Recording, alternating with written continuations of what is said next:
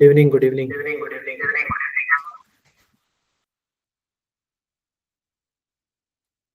Screen दिख रहा है सबको?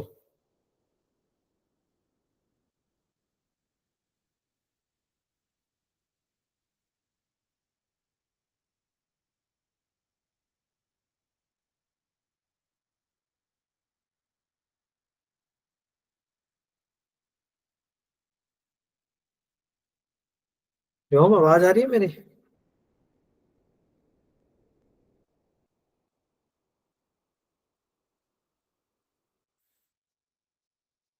गुड इवनिंग साहब। Good evening, good evening. Good evening sir. Good evening. Class खत्म नहीं हुआ क्या यार अभी तक? सर क्लास तो 7 बजे खत्म हो गई थी। 7 बजे खत्म हो गई? क्यों? अच्छा।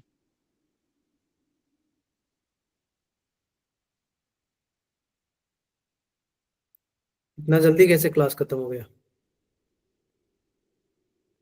सर मैम ने पढ़ा के खत्म किया। सॉरी अमर, आवाज नहीं आ रही आपकी, क्या कह रहे हो? सर मैम ने क्वेश्चन करवा के खत्म करवा दिए थे। अच्छा, 6 बजे क्लास स्टार्ट हुई थी, 7 बजे खत्म हो गई। ओके। कौन तो से मैडम सात पढ़ा रहे थे? ग्यारह तक हो गई थी। सर 7:11:15 तक खत्म हो गई थी।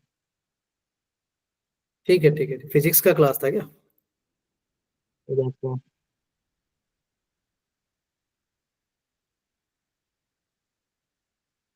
चलो कोई नहीं। तो क्या चल रहा है भाई, बाकी सब प्रिपरेशन अच्छा चल रहा है? एडमिट कार्ड्स आ गए ना आप लोगों के? Yes sir. डेट्स आ गई होगी, उसमें शिफ्ट भी आ गए हो ना, कौन सी शिफ्ट का, मॉर्निंग को है या इवनिंग को है? वो सब तो ऑलरेडी आ गए होगा। चलो यस तो सर। कल तो पेपर होगा तुम्हारा एक, है ना, ऑफलाइन? है यस ना? सर। यस हाँ, सर। वो तो मॉक में दे ही देना पेपर।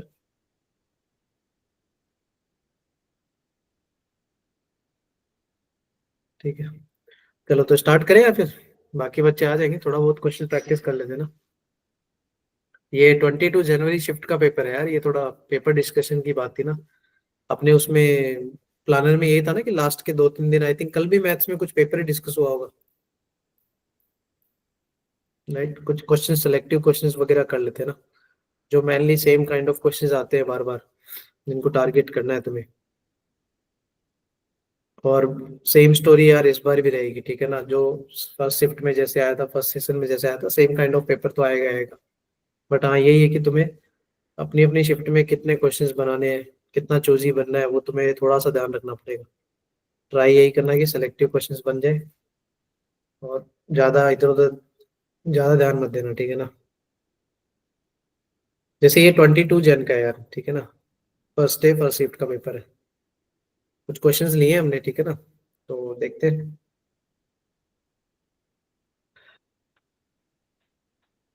स्क्रीन दिख रहा है ना सबको? क्वेश्चन भी दिख रहा होगा, राइट, है ना? Yes sir. तो उसने क्या दिया था देखो, A1 A2 A3 है, वो जीपी में है। ठीक है, तो जीपी में और इंक्रीजिंग जीपी है, इसका मतलब वही जीपी तुम अज्यूम कर सकते हो, ए आर स्क्वायर करके ना, ये हमारी एक इंक्रीजिंग जीपी है। अब उसने ना कुछ कंडीशन दी थी, तो तुम्हें कंडीशंस को सॉल्व करना था, लाइक इफ A1 A5, उसने एक कंडीशन दी थी, A1 और A5 है ना, इनका मल्टीप्लाई 28 है। तो यार जीपी में A1 मतलब A होता है, जीपी का A5 मतलब कितना होता है? AR⁴ यही होता है ना? Yes sir. सही है। हाँ, तो एक कंडीशन तो ये हो गई भाई, इन दोनों का मल्टीप्लाई, तो यहाँ से क्या रिलेशन बन रहा है? A² R⁴ is equal to 28। एक रिलेशन हमारा ये बन गया। कुल मिला के एक्चुअली A6 चाहिए था, तो A6 का मतलब वही है यार, कि हमें A आना चाहिए और R आना चाहिए। तो उसके लिए दो कंडीशन, तो उसने दो कंडीशन दी भी है, तो इन्हीं दो कंडीशन को सॉल्व करना था। दूसरी कंडीशन क्या बोला उसने? A2 + A4 and that is equal to 29। A2 का मतलब AR, और A4 का मतलब कितना हो गया? AR cube. ये 29 है। एक रिलेशन ये है आपका, ठीक है, आप चाहो तो कॉमन ले सकते हो, जैसे यहाँ पर ए आर कॉमन ले सकते हो, तो 1 + r² बन जाएगा इक्वल टू 29। ये अपना सेकंड कंडीशन। अब देखो दो कंडीशन है, दो अननोन है, somehow you have to find the value of A और आर, राइट। क्या करोगे, क्या कर दे, यहाँ से ए निकाल ले, कितना हो जाएगा 29/r/1 + r²। ये जो ए है इसको सब्स्टिट्यूट कर दे, मतलब सब्स्टिट्यूशन मेथड लगा रहा हूँ, दो कंडीशन दो अननोन, समहाउ तो तुम्हें सॉल्व करना पड़ेगा। देखो उसके लिए तो वही है, जितनी मैथ्स आती है बेसिक मैथ अप्लाई करनी। अगर तुम ए की वैल्यू सेकंड फर्स्ट वाली कंडीशन में पुट करोगे तो रिजल्ट ऐसे नहीं बनेगा 29/r/1 + r का होल स्क्वायर, क्योंकि ए स्क्वायर है, इंटू में r⁴ इक्वल टू 28। क्या यहाँ से तुम r नहीं निकाल सकते? प्रॉब्लम है किसी को? बाई क्वाड्रेटिक बनेगा तो क्या दिक्कत है, क्रॉस मल्टीप्लाई कर लेना, सही है। या फिर थोड़ा सा Yes, sir. स्मार्टली खेल सकते हो, तो देख लो कोई कंपैरिजन का कुछ जुगाड़ बन रहा है इसमें। कंपैरिजन तो नहीं बन रहा। सर बन जाता है इसमें डिवाइड करने से। अच्छा बन रहा है क्या कंपैरिजन का? चलो कोई हाँ, नहीं। सॉल्यूशन में तो ऐसे ही कंपैरिजन, चाहिए। वो डिवाइड करके हाँ लिखते हैं और सोचते हैं अज्यूम कर लो r√28 है। चलेगा बाकी बाई चलेगा वो। क्वाड्रेटिक तो बहुत बेकार बनती है इसमें। चलेगा चलेगा। देखो इसमें देखो r² तो कट जाएगा ना, ये r² तो r² कट जाएगा, तो बनेगा 29 का स्क्वायर अपॉन में क्या क्या आ जाएगा, एक r² आएगा और एक 1 + r² का स्क्वायर आ जाएगा इक्वल टू 28। ये कुछ ऐसा रिजल्ट आएगा। हाँ तो अगर हम इसको देखेंगे कि r को अगर मैं, ये सर अलग नहीं हो गया, r² ऊपर आएगा। सॉरी, हाँ सॉरी सॉरी, ये ऊपर r⁴ है ना, तभी मैं देखो कुछ गड़बड़ हो गया क्या। तो r फिर क्या, r² की वैल्यू रूट 28 मैच 20, कर दिया, हाँ यस सर ऐसे ही कर देते हैं वो। 28 कंपैरिजन से देख लो ना, ठीक है, क्योंकि r² का वैल्यू 28 होगा तभी तो डिनोमिनेटर 29 का स्क्वायर कैंसिल हो जाएगा, और ये 28 इक्वल टू 28 हो गया। तो ये जुगाड़ हो गया अभी, r² आ गया, तुम यहाँ से किसी भी कंडीशन से a² या कुछ भी निकालो। a6 चाहिए यार तुम्हें, a6 का मतलब क्या चाहिए, ar⁵ राइट, निकाल सकते हो।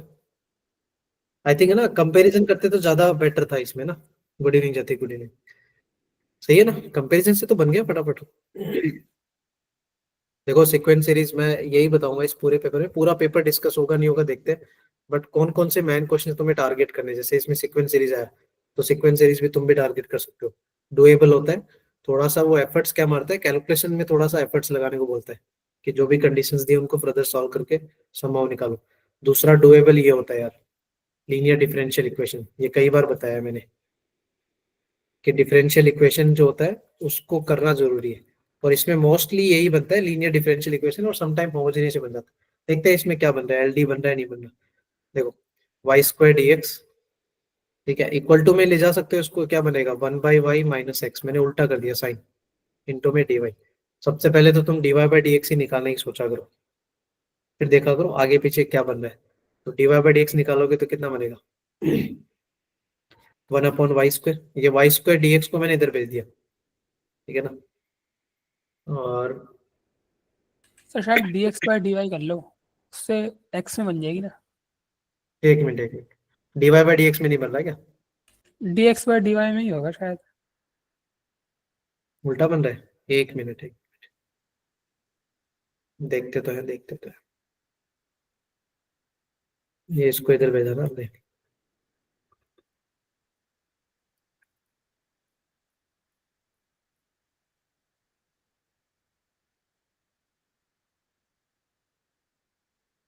इसमें तो नहीं बन रहा।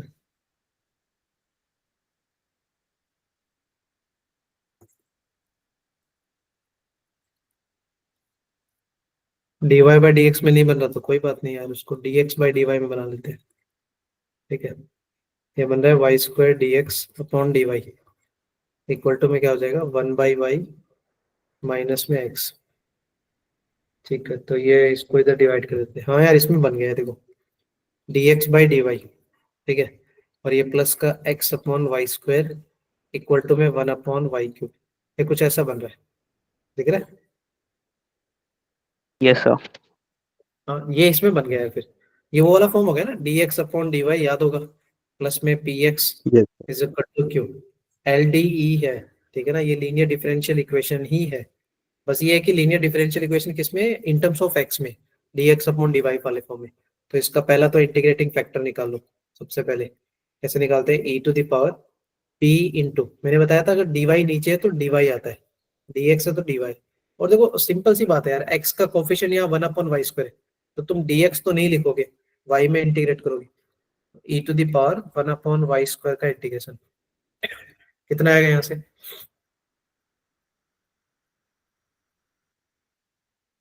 ये क्या बनेगा, e to the power -1/y। Minus का 1/y ना, Yes, sir.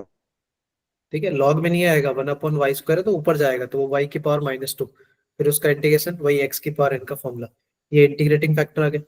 अब तुम देखो यहाँ से इजीली निकाल सकते हो यार। देखो मेन बात क्या है, इसका सॉल्यूशन लिखना, वो तुम्हें आना चाहिए। ध्यान रखना, लीनियर डिफरेंशियल इक्वेशन x में, तो सॉल्यूशन कैसे लिखते हैं, x into integrating factor is equal to क्या आता है, q इंटू इंटीग्रेटिंग फैक्टर। अच्छा यहाँ पर q क्या आपका 1/y³, ये आपका q है।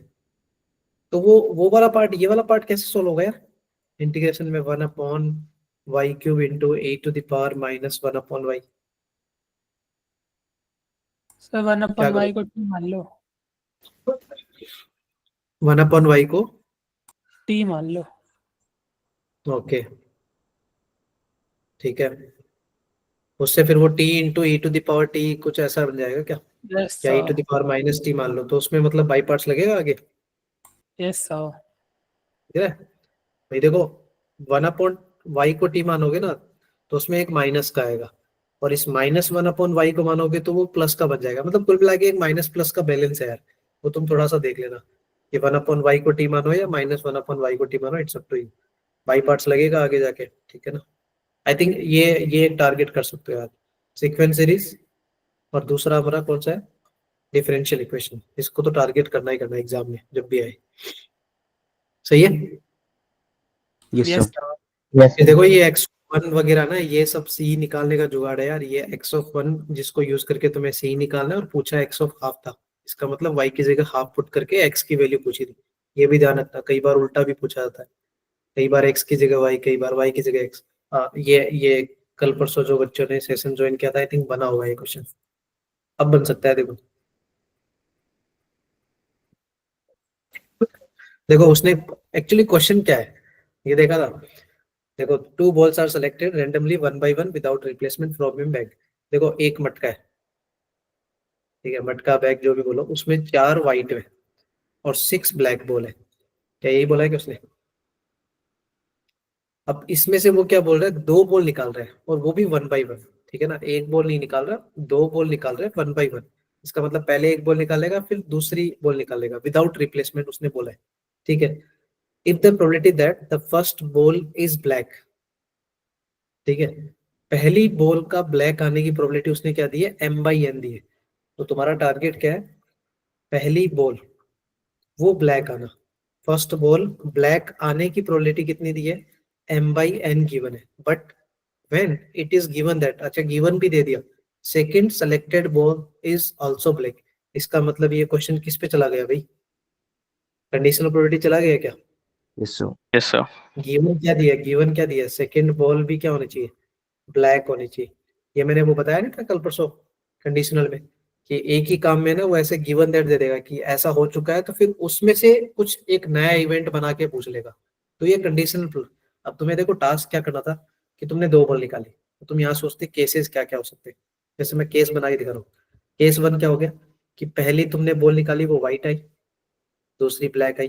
ये आ सकता है ना केस, 1/1 निकाल रहे हो यार, ऐसा कहाँ बोला है कि तुम जादूगर हो, हाथ डालते तुमने ब्लैक ही निकाली, ये तो नहीं है ना फिक्स। व्हाइट भी आ सकती है पहली बॉल, दूसरी ब्लैक, क्यों, क्योंकि सेकंड बॉल तो ब्लैक टारगेट करना है। फिर ये भी तो हो सकता है, पहली आपने बॉल निकाली वो ब्लैक, दूसरी भी ब्लैक आ गई। ये समझ में आया क्या। Yes, sir. हम सिर्फ उन्हीं को टारगेट कर रहे हैं जिसमें सेकंड ब्लैक बॉल हो। ये नहीं करना कि सर दोनों व्हाइट आ सकती है ना, आ सकती है, बिल्कुल आ सकती है। बट ये वाला केस हमारे आंसर में नहीं आया, क्योंकि गिवन दैट क्या है, second ball must be black, तो सेकंड तो हमें कंपलसरी ब्लैक करना है। हाँ फर्स्ट को चेंज कर सकते हो, first can be white, first can be black.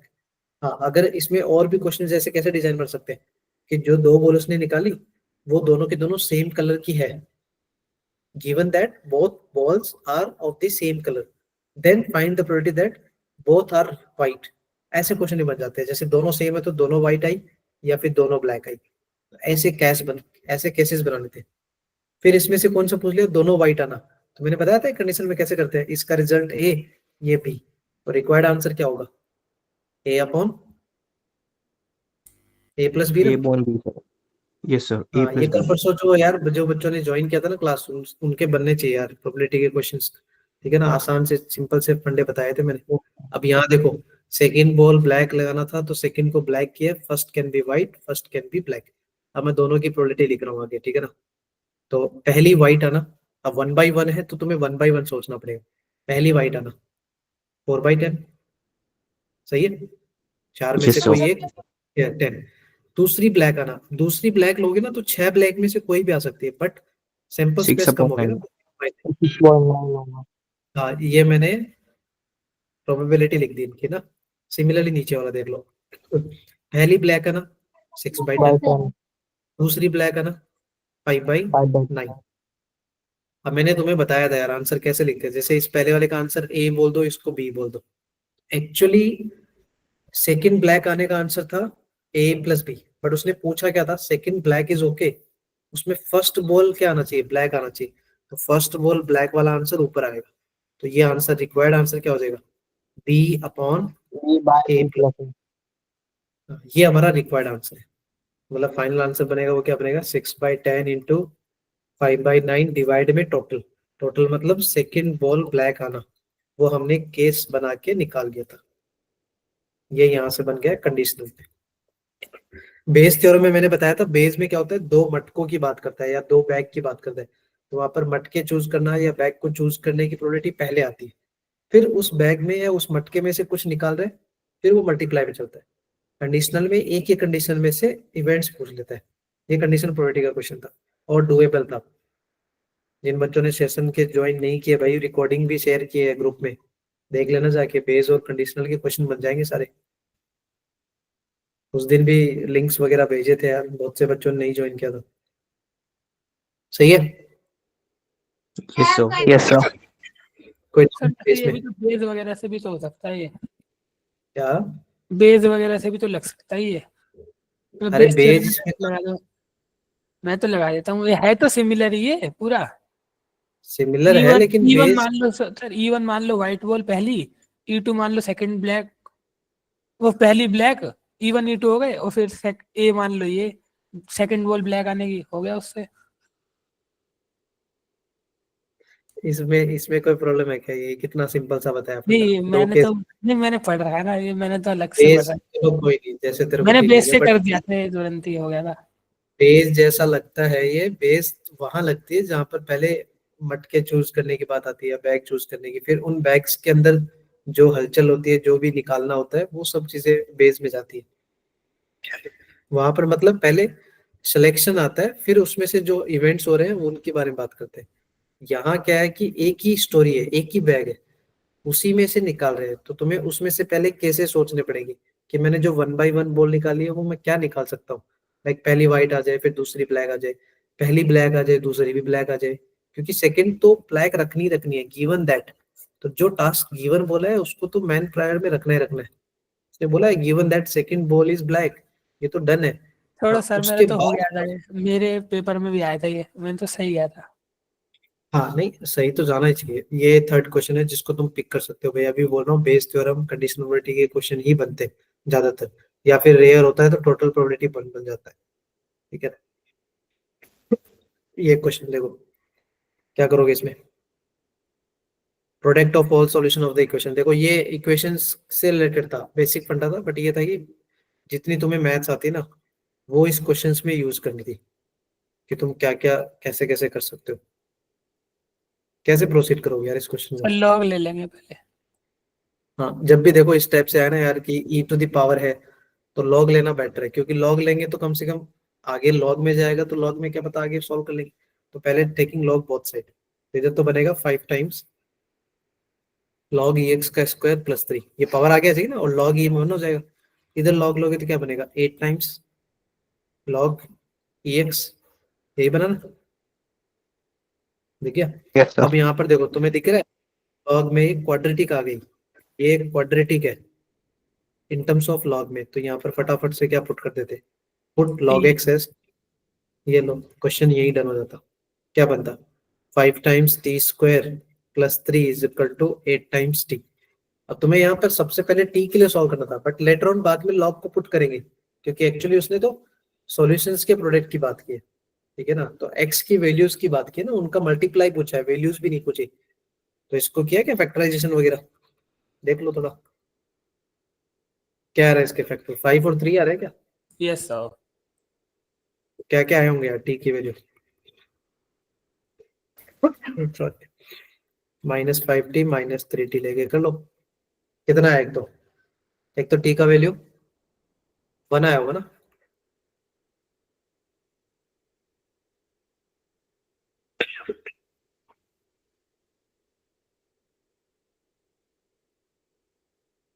एक 3/5 आ रहा है क्या,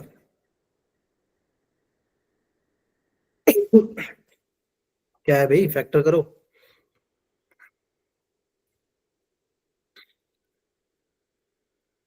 यस सर, यही था। सही है, 3/5 है ना, एक बार चेक कर लेना यार। अब देखो हमें Yes, sir. चाहिए 3 by एक्स, 5. यहाँ से देखो यार log x की वैल्यू 1 है, तो ये तो कॉमन सेंस है, x इज इक्वल टू ई आएगा, इसमें तो कोई डाउट ही नहीं होना चाहिए। और यहाँ से x इज इक्वल टू क्या आएगा, ये मैंने कई बार बताया है, जब भी log को रिमूव करते हैं तो इक्वल टू में जो भी क्वांटिटी कहाँ जाती है, बेस की पावर में जाती है। यहाँ से आंसर आएगा x is equal to e to the power 3/5। ये दो सॉल्यूशन आए, उसने नंबर ऑफ सॉल्यूशन वगैरह ऐसा कुछ नहीं पूछा था, प्रोडक्ट ऑफ ऑल सॉल्यूशन, तो तुम्हें दोनों को मल्टीप्लाई करना था। आई थिंक आंसर क्या आएगा फिर, e into E to the power 3/5। देख लो कौन सा ऑप्शन मैच करे, ऑप्शन है। है ना, ये वाला ऑप्शन मैच करके, तो मतलब ये भी Yes, डुएबल sir. था। मेरे को जहां तक लग रहा है ना, देखो ये 4 क्वेश्चन तो यार उन बच्चे के बन जाने चाहिए थे, एक ये हो गया, ये दूसरा हो गया, ये प्रोबेबिलिटी का तीसरा, ये सॉल्यूशन वाला चौथा। वैसे थोड़े चोजी तो बनने पड़ेंगे, क्वेश्चंस थे डुएबल। अब बी भी आएंगे, ऐसा नहीं है कि तुम्हारी शिफ्ट में 7-8 क्वेश्चन तुम नहीं कर सकते, इजीली कर सकते हो, बस ढूंढना है और उनको टारगेट करना है, ठीक है। ये वाला भी बनाने को बना सकते थे यार, सेंट्रोइड का ही रिलेशन दिया था उसने, ये है क्या। Yes, sir. बस थोड़ा सा पता है, थोड़ा सा कैलकुलेशन लेंदी है इसका। क्या कर दिया उसने, image of the triangle with vertices in the line if the centroid of P Q R is the point. अच्छा, समझ में आएगा क्या करना है, Yes, sir. क्या करोगे,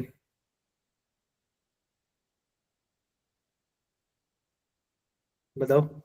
सर इमेज निकाल लेंगे किसकी, ये तीनों पॉइंट की तो सेंटर की रिस्पेक्ट में, फिर सेंट्रोइड आ जाएगा। तो ट्रायंगल के सेंटर के लिए वो इमेज लगानी है। ठीक है, क्या कह रहे हो अमर आप, तो ट्रायंगल के सेंटर की इमेज निकाल सकते हैं। हम्म, ट्रायंगल का सेंट्रोइड निकालोगे, अच्छी बात है। फिर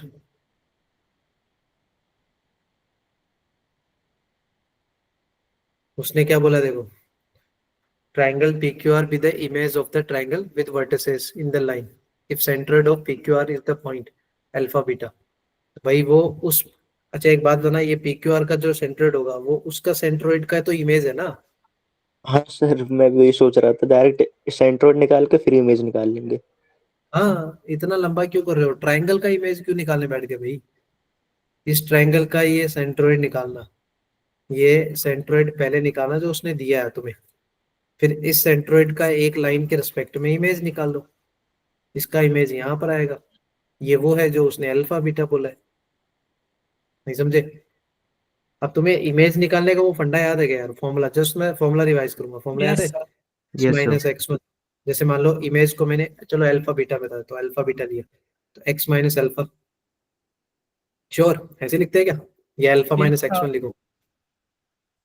अगर मान लो ये पॉइंट्स है, ठीक है, ये पॉइंट्स है, और ये अल्फा बीटा को मैं x को मैं y बोल रहा हूँ, ठीक है ना, तो हम उसको क्या लिखते हैं, x माइनस x1, ये x1 गिवन पॉइंट है, डिवाइड में a equal to y minus y1, ये y1 गिवन पॉइंट है जिस पॉइंट का हमें इमेज निकालना है, डिवाइड में b, ये a b ये सब कहाँ मिलेंगे, लाइन में मिलेंगे। लाइन कैसी होती है, ax plus by plus c is equal to 0 की फॉर्म में, इक्वल टू में क्या होता है, अगर इमेज है तो ये डिस्टेंस, पता नहीं, ये डिस्टेंस टाइप से सोचते हैं, इसमें डबल हो जाती है, तो माइनस का 2 टाइम आता है, ax1 plus by1 plus c, मतलब वो पॉइंट को पुट कर देते हैं, पर डिवाइड में अंडर रूट ना आके सिर्फ क्या आता है, ए स्क्वायर प्लस बी स्क्वायर, ठीक है ना, ये वाला फॉर्मूला ध्यान रखना। अगर हाँ इसमें फुट ऑफ परपेंडिकुलर की बात करेगा, अगर फुट ऑफ परपेंडिकुलर तो उसमें डबल नहीं आता, फिर उसमें क्या आता है, -1 टाइम ना। Yes, sir. हाँ ये फॉर्मूला मेथड है, इट्स अप टू यू, आप फॉर्मूला मेथड लगाओ।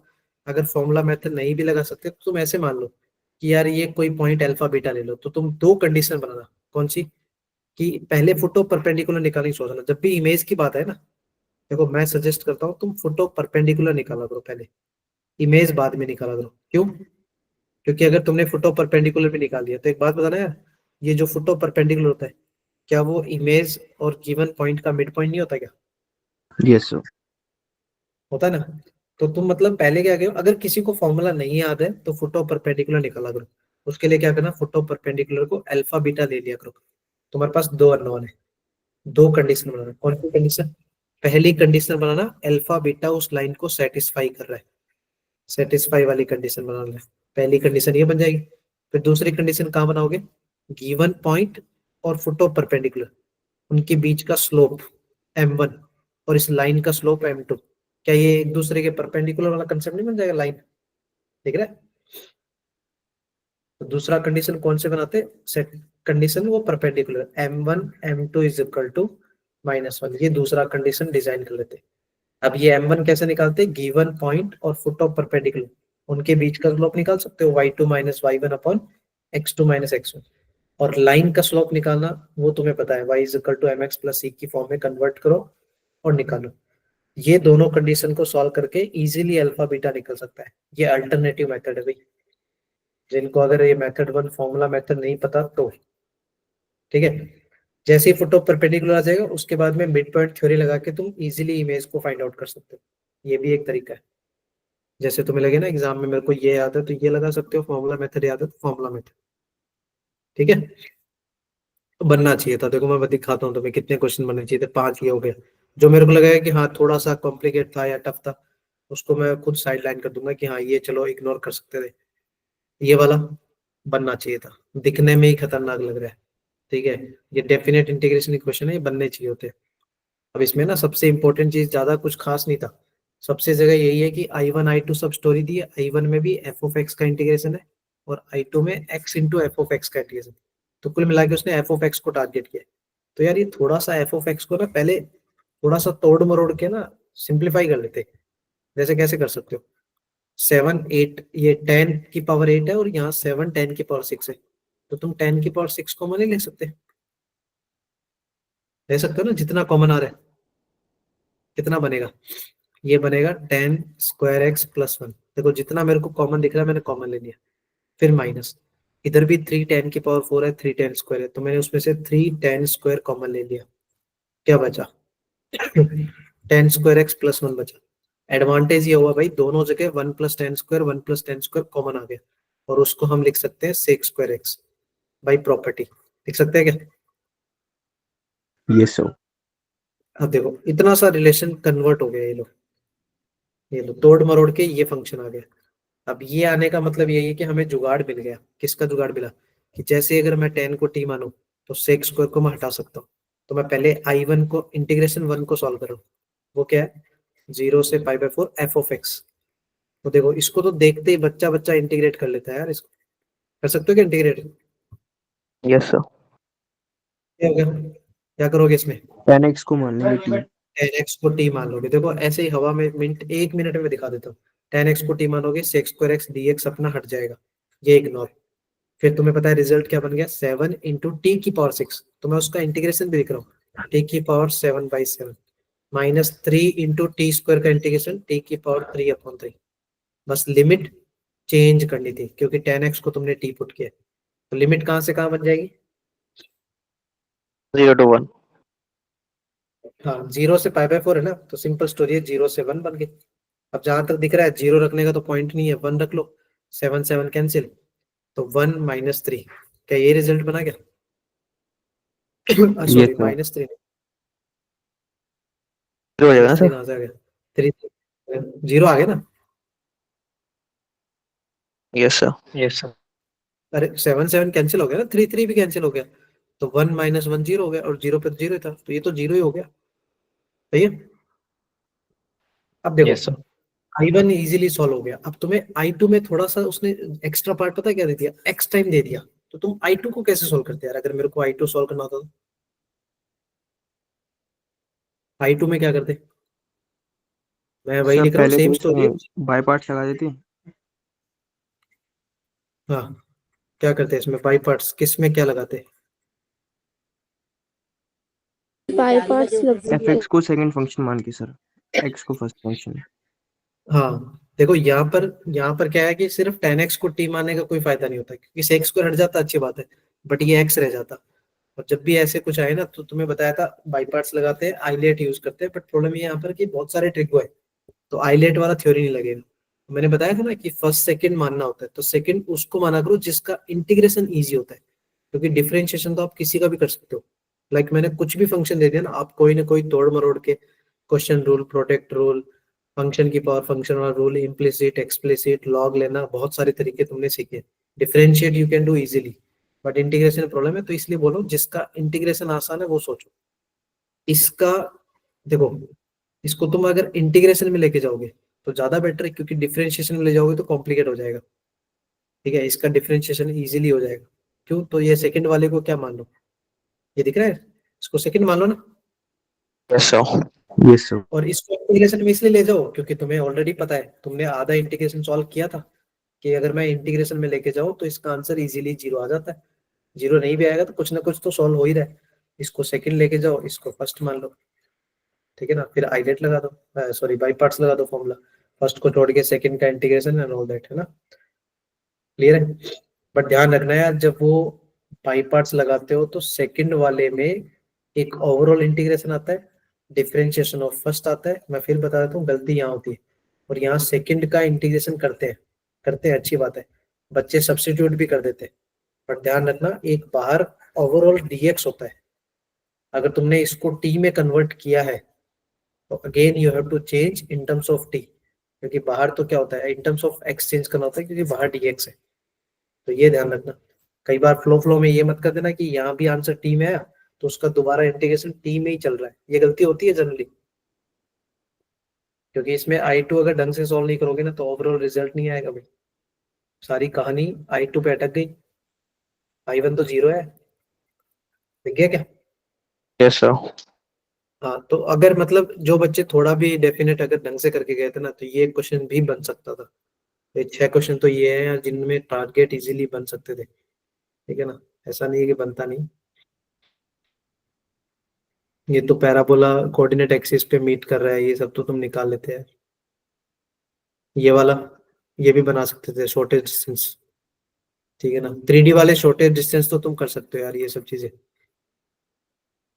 अच्छा, ये वाले क्वेश्चन की बात करो यार, ये वाला ये थोड़ा सा इंटरेस्टिंग था यार। ठीक है ना, थोड़ी ये मेहनत करते थे फॉर्मेट ये याद था लेकिन याद नहीं आ रहा था उस वक्त। सर वाई को एक्स देखो रख मैं, देते ना इसमें। नहीं नहीं नहीं नहीं, वाई को किसमें? सर वाई आपने एक बार कराया था सर, वाई को एक्स रख देते हैं। वाई को एक्स नहीं, देखो मैं बताता हूँ, वाई को एक्स नहीं करते, फंक्शन का क्वेश्चन है। फंक्शन में 3 टाइप के क्वेश्चन फिर बनते हैं, वाई मैंने को लास्ट 0 रख सेशन। दीजिए। हाँ हाँ, देखेंगे देखेंगे अभी। उसमें एक तो क्या होता है, जो स्टैंडर्ड फंक्शन होते हैं जिसमें हमें फंक्शन को अज्यूम करना होता है, लाइक e⁻k x। इसमें भी आई थिंक एक जगह था यार ऐसा क्वेश्चन। हाँ ये वाला, इसमें दिख रहा है f(x + y) = f(x yes * sir. f(y)। ये वो है जिनमें हम फंक्शन को अज्यूम करते हैं। ठीक है, ये वो टाइप है जिसमें हम अज्यूम करते हैं, स्टैंडर्ड है। इसमें क्या अज्यूम करते हैं, फंक्शन को हम e⁻k x मान लो या λx मान लो, ये अज्यूम करके फर्दर सॉल्व करते हैं। ये वो क्वेश्चन है। ठीक है, ये वो क्वेश्चन आ गए जिसमें जिसमें पुट नहीं कर सकते, ये कोई रिलेशन नहीं लिखा हुआ। अब तुम्हें सर यार उसमें ए सोचना की क्या पावर था, एक्स भी मान सकते थे ना, किसमें? इसमें इसके पिछले वाले में। इसमें e⁻x नहीं लेते ना, ए की पावर एक्स। e⁻x नहीं लेते, क्योंकि e⁻kx भी तो उसको सेटिस्फाई कर रहा है, तो मतलब प्रॉब्लम क्या है कि आपको नहीं पता कि e to the power x होगा या e to the power 2x होगा या e to the power 3x था वो, समझ में? इट कैन बी एनीथिंग, इसलिए आपको 100% श्योर नहीं बोलना है कि e to the power x ही लेना है, आप e to the power kx लो। अब वो k कैन बी एनीथिंग, तो उसके लिए वो कंडीशंस दी होती है, तो उनको सॉल्व करना होता है, समझ गए? ठीक है सर। मतलब आप ये नहीं, दोनों सेटिस्फाई करते हैं, 2x भी सेटिस्फाई करता है इसको, 3x भी करता है, करके देख लो, इस रिलेशन को सेटिस्फाई करते हैं वो। तो मतलब हम जनरलाइज फॉर्म में सोचेंगे कि भाई ऐसे फंक्शन इसको सेटिस्फाई कर रहे हैं, e to the power x, e to the power 2x, e to the power 3x, e to the power 4x, तो मतलब उसको जनरलाइज फॉर्म में क्या लिखोगे, e to the power kx। अब ये k निकालना होता है, वो क्वेश्चन टू क्वेश्चन चेंज होता है। जैसे एक फंक्शन है जिसमें 1 plus minus x to the power n लेते हैं, तो वहां पर n पता है बच्चों को, या तो 2 आएगा या 3 आएगा 4 आएगा, वो सेटिस्फाई करते हैं, बट वो क्या आएगा वो तो डिपेंड्स ऑन फंक्शन, ठीक है? अब देखो ये क्वेश्चन देख लो, मैं वो भी बताऊंगा, उस पर भी आऊंगा। अब इस क्वेश्चन में ऐसा नहीं था कि फंक्शन अज्यूम करना है, तो फिर इसको सॉल्व कैसे करते? अब तुम थोड़ा सा देखते यार, हिंट क्या दिया था उसने, एफ ऑफ 0 दे दिया, तो इसका मतलब अगर मैं x की जगह 0 रखूं तो मेरे को एक रिलेशन तो पता है एफ ऑफ 0 आएगा। अब बात आती है कि यार एफ डेज, अगर मैं x की जगह 0 रखूं, चलो अच्छी बात, तो फिर y की जगह भी तो कुछ ना कुछ रखना पड़ेगा, अभी तो फर्दर सॉल्व हो पाएगा। तो मैंने क्या किया, x और y दोनों को एक बार 0 रख ला, दोनों को 0 का, देखो रिजल्ट क्या बना, ये लेफ्ट हैंड बना F of 0 is equal to क्या बना, F of 0 into F dash 0 plus F dash 0 into F of 0, मतलब सेम स्टोरी बनी है, 2 times F of 0 into F dash 0, कुछ ऐसा बना। अगर तुम y की जगह 0 ना लेके कुछ भी लेते ना अपार्ट फ्रॉम दैट 1 2 3, तो तुम फर्स्ट कहाँ जाते, एफ डेश 1। तो ये सब चीजें हमें नहीं पता ना, क्यों नहीं पता, क्योंकि फंक्शन नहीं पता। और अगर फंक्शन ही पता होता तो मैं ये इतना सॉल्व करता ही नहीं, मैं डायरेक्टली लॉग लेके उसको सॉल्व करता सिग्मा को। टास्क तो वही है कि फंक्शन नहीं पता, इसलिए 0 रखो दोनों का। अब इससे एडवांटेज ये हुआ कि देखो ये कट गया, तो एक रिलेशन मिल गया, F dash 0 is equal to half, ये जुगाड़ मिल गया, मिला क्या? Yes sir. मिल गया। अब देखो एफ डेश 0 की वैल्यू आ गई, एफ ऑफ 0 भी मिल गया, दो चीजें मिल गई। अब मैं वापिस से उसी फंक्शन में जाता हूँ, अब तुम उस फंक्शन में x की जगह x रहने दो और y की जगह को 0 पुट कर दो। क्यों? क्योंकि अब तो मेरे को फंक्शन को निकालना है, एफ ऑफ एक्स निकालना है, या एफ डेश एक्स भी आ जाएगा तो मैं इंटीग्रेट कर लूंगा। तो मैंने y की जगह 0 और x की जगह x ही रखा, तो एडवांटेज क्या बना, आगे F of X as it is, फिर एफ डेश 0 बन गया, फिर प्लस में एफ डेश एक्स बना और एफ ऑफ 0 बना।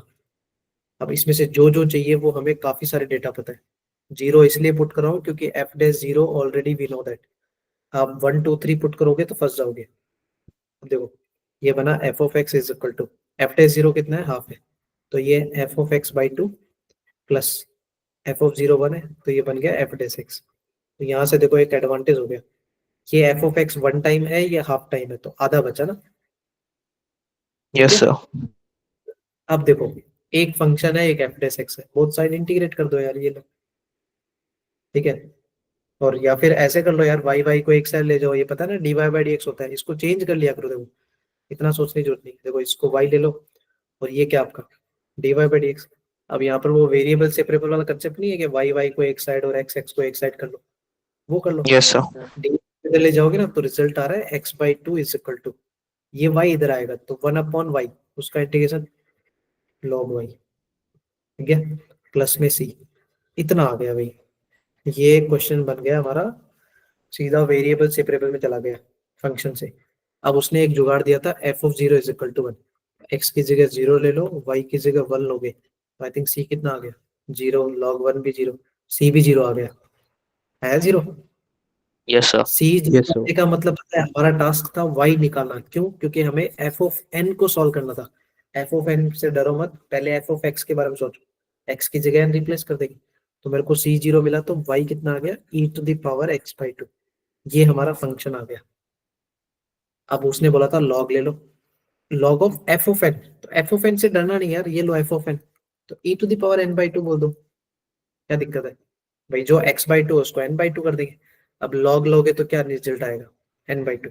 तो क्वेश्चन सिर्फ और सिर्फ कितना बचा, दिख गया क्या, Yes, sir. सिग्मा 1 से लेके 100 तक, लॉग लेने के बाद रिजल्ट बचा n बाई 2, n बाई 2 में हाफ तो बाहर ले लो, कांस्टेंट है, और जहां तक मुझे पता है सिग्मा 1 से लेके 100 तक और आगे लिखा है n, मतलब नेचुरल नंबर है, यही है क्या मतलब 1 2 3 4 ये सब। तो 1 से लेके Yes, sir. 100 तक का सम को n into n plus 1 divide by 2। तो एक क्वेश्चन में ये मान सकता हूँ भाई, अगर थोड़ा एफर्ट्स लगाते ना, थोड़ा एफर्ट्स लगाते तो बन सकता था ये क्वेश्चन। मीडियम था ऑफ कोर्स, बट थोड़ा सा एफर्ट्स की जरूरत थी। अगर जिन बच्चों का ये नहीं बनता तो वो आगे अज्यूम करने वाला बना सकते थे। ये दिखाऊंगा, ये आसान था ही। चलो ये देखो 8 9 क्वेश्चन में मैं मानता हूँ 7 तो अब तक बन चुके हैं। वैसा है नहीं कि मतलब बन नहीं सकते थे, एग्जाम में बन सकते हैं यार। ये वाला ये भी डुएबल था। पीएनसी में 3 4 टाइप के क्वेश्चन आते हैं। सिलेक्शन ऑफ लेटर्स की बात करेगा, रैंक निकालने की बात करेगा, या फिर स्ट्रिंग मेथड और गैप मेथड की बात करेगा। एक साथ बिठा दो, अलग अलग बिठा दो, इसी टाइप के सेम क्वेश्चन आते हैं। या फिर कोई वर्ड दे देगा, उसमें से लेटर चूज करना। तो जब चूज करो तो देख लेना अलाइक है या डिफरेंट है। दैट मीन्स आपको केसेस भी बनाने पड़ सकते हैं। आप हर बार ये मत करना कि 15 लेटर है उसमें से 5 चूज करने बोला तो 15C5 इज द आंसर। ये गलत है, क्योंकि वो 5 लेटर 15C5 तब बोलते जब वो 15 के 15 लेटर डिस्टिंक्ट होते सारे के सारे। तो हम ये यूज करते हैं एनसीआर का फॉर्मूला। अगर उसमें अलाइक है तो आपको केसेस बनाने पड़ेंगे, लाइक सारे अलाइक, कुछ अलाइक, कुछ सारे डिफरेंट, काइंड ऑफ करके ना। अच्छा ये वाला एक क्वेश्चन था, इसमें क्या क्या देखो। 5 letters are chosen arranged in alphabet order, ठीक है। The number of ways in which the middle letter is M. देखो उसने मिडिल लेटर को एम बोला है, इसके पहले 2 लेटर है और बाद में 2 लेटर है। ये 5 लेटर हो गए ना अपने, यही है क्या? Yes, sir. अच्छा ऑल अल्फाबेट्स बोले भाई, तो अल्फाबेट्स पता है ना हमारे पास कितने होते हैं? 26 होते हैं। तो 26 Yes, में sir. से मिडिल वाला एम होना चाहिए, ठीक है। इस तरह से अरेंज करना है कि मिडिल वाला एम हो। अच्छा एम के पहले फिर कितनी चॉइसेस बची यार? के 11 पे आता है ना, फिर एल 12, फिर एम आता है। तो इसका मतलब यहाँ तक के लिए हमारे पास 12 लेटर की चॉइसेस है क्या?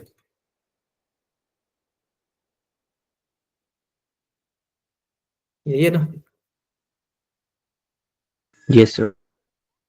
अरे अल्फाबेटिकली ऑर्डर में अरेंज करना है यार, उसने बोला था। यहाँ पर क्या है, फिर देखो एम 13वें नंबर पे आता है। फिर एम के बाद में कितने लेटर बचेंगे? टोटल है 26, तो आई थिंक यहाँ पर 13 लेटर बचेंगे। 13 लेटर की चॉइसेस है, सही है क्या? हो गए ना 26, 12 13 Yes, और sir. एक बीच में। अब तुम्हें L1 L2 मतलब 2 लेटर है आउट ऑफ 12 लेटर, तो भाई 12 में से कोई भी 2 लेटर। और यहाँ पर L3 F4 कितनी है? 2 लेटर की choices out of 13 letter, 13C2। ये आना चाहिए आंसर। क्या है? ऐसा ही कुछ है क्या? बड़ा ना इसका आंसर तो, सही है। बनाना चाहिए था यार। जतिन आपकी शिफ्ट में आया था या वरुण की शिफ्ट में आया था? किसी ने बोला था ना मेरी शिफ्ट में आए थे। ये डे 1 का है यार, ये 22 का।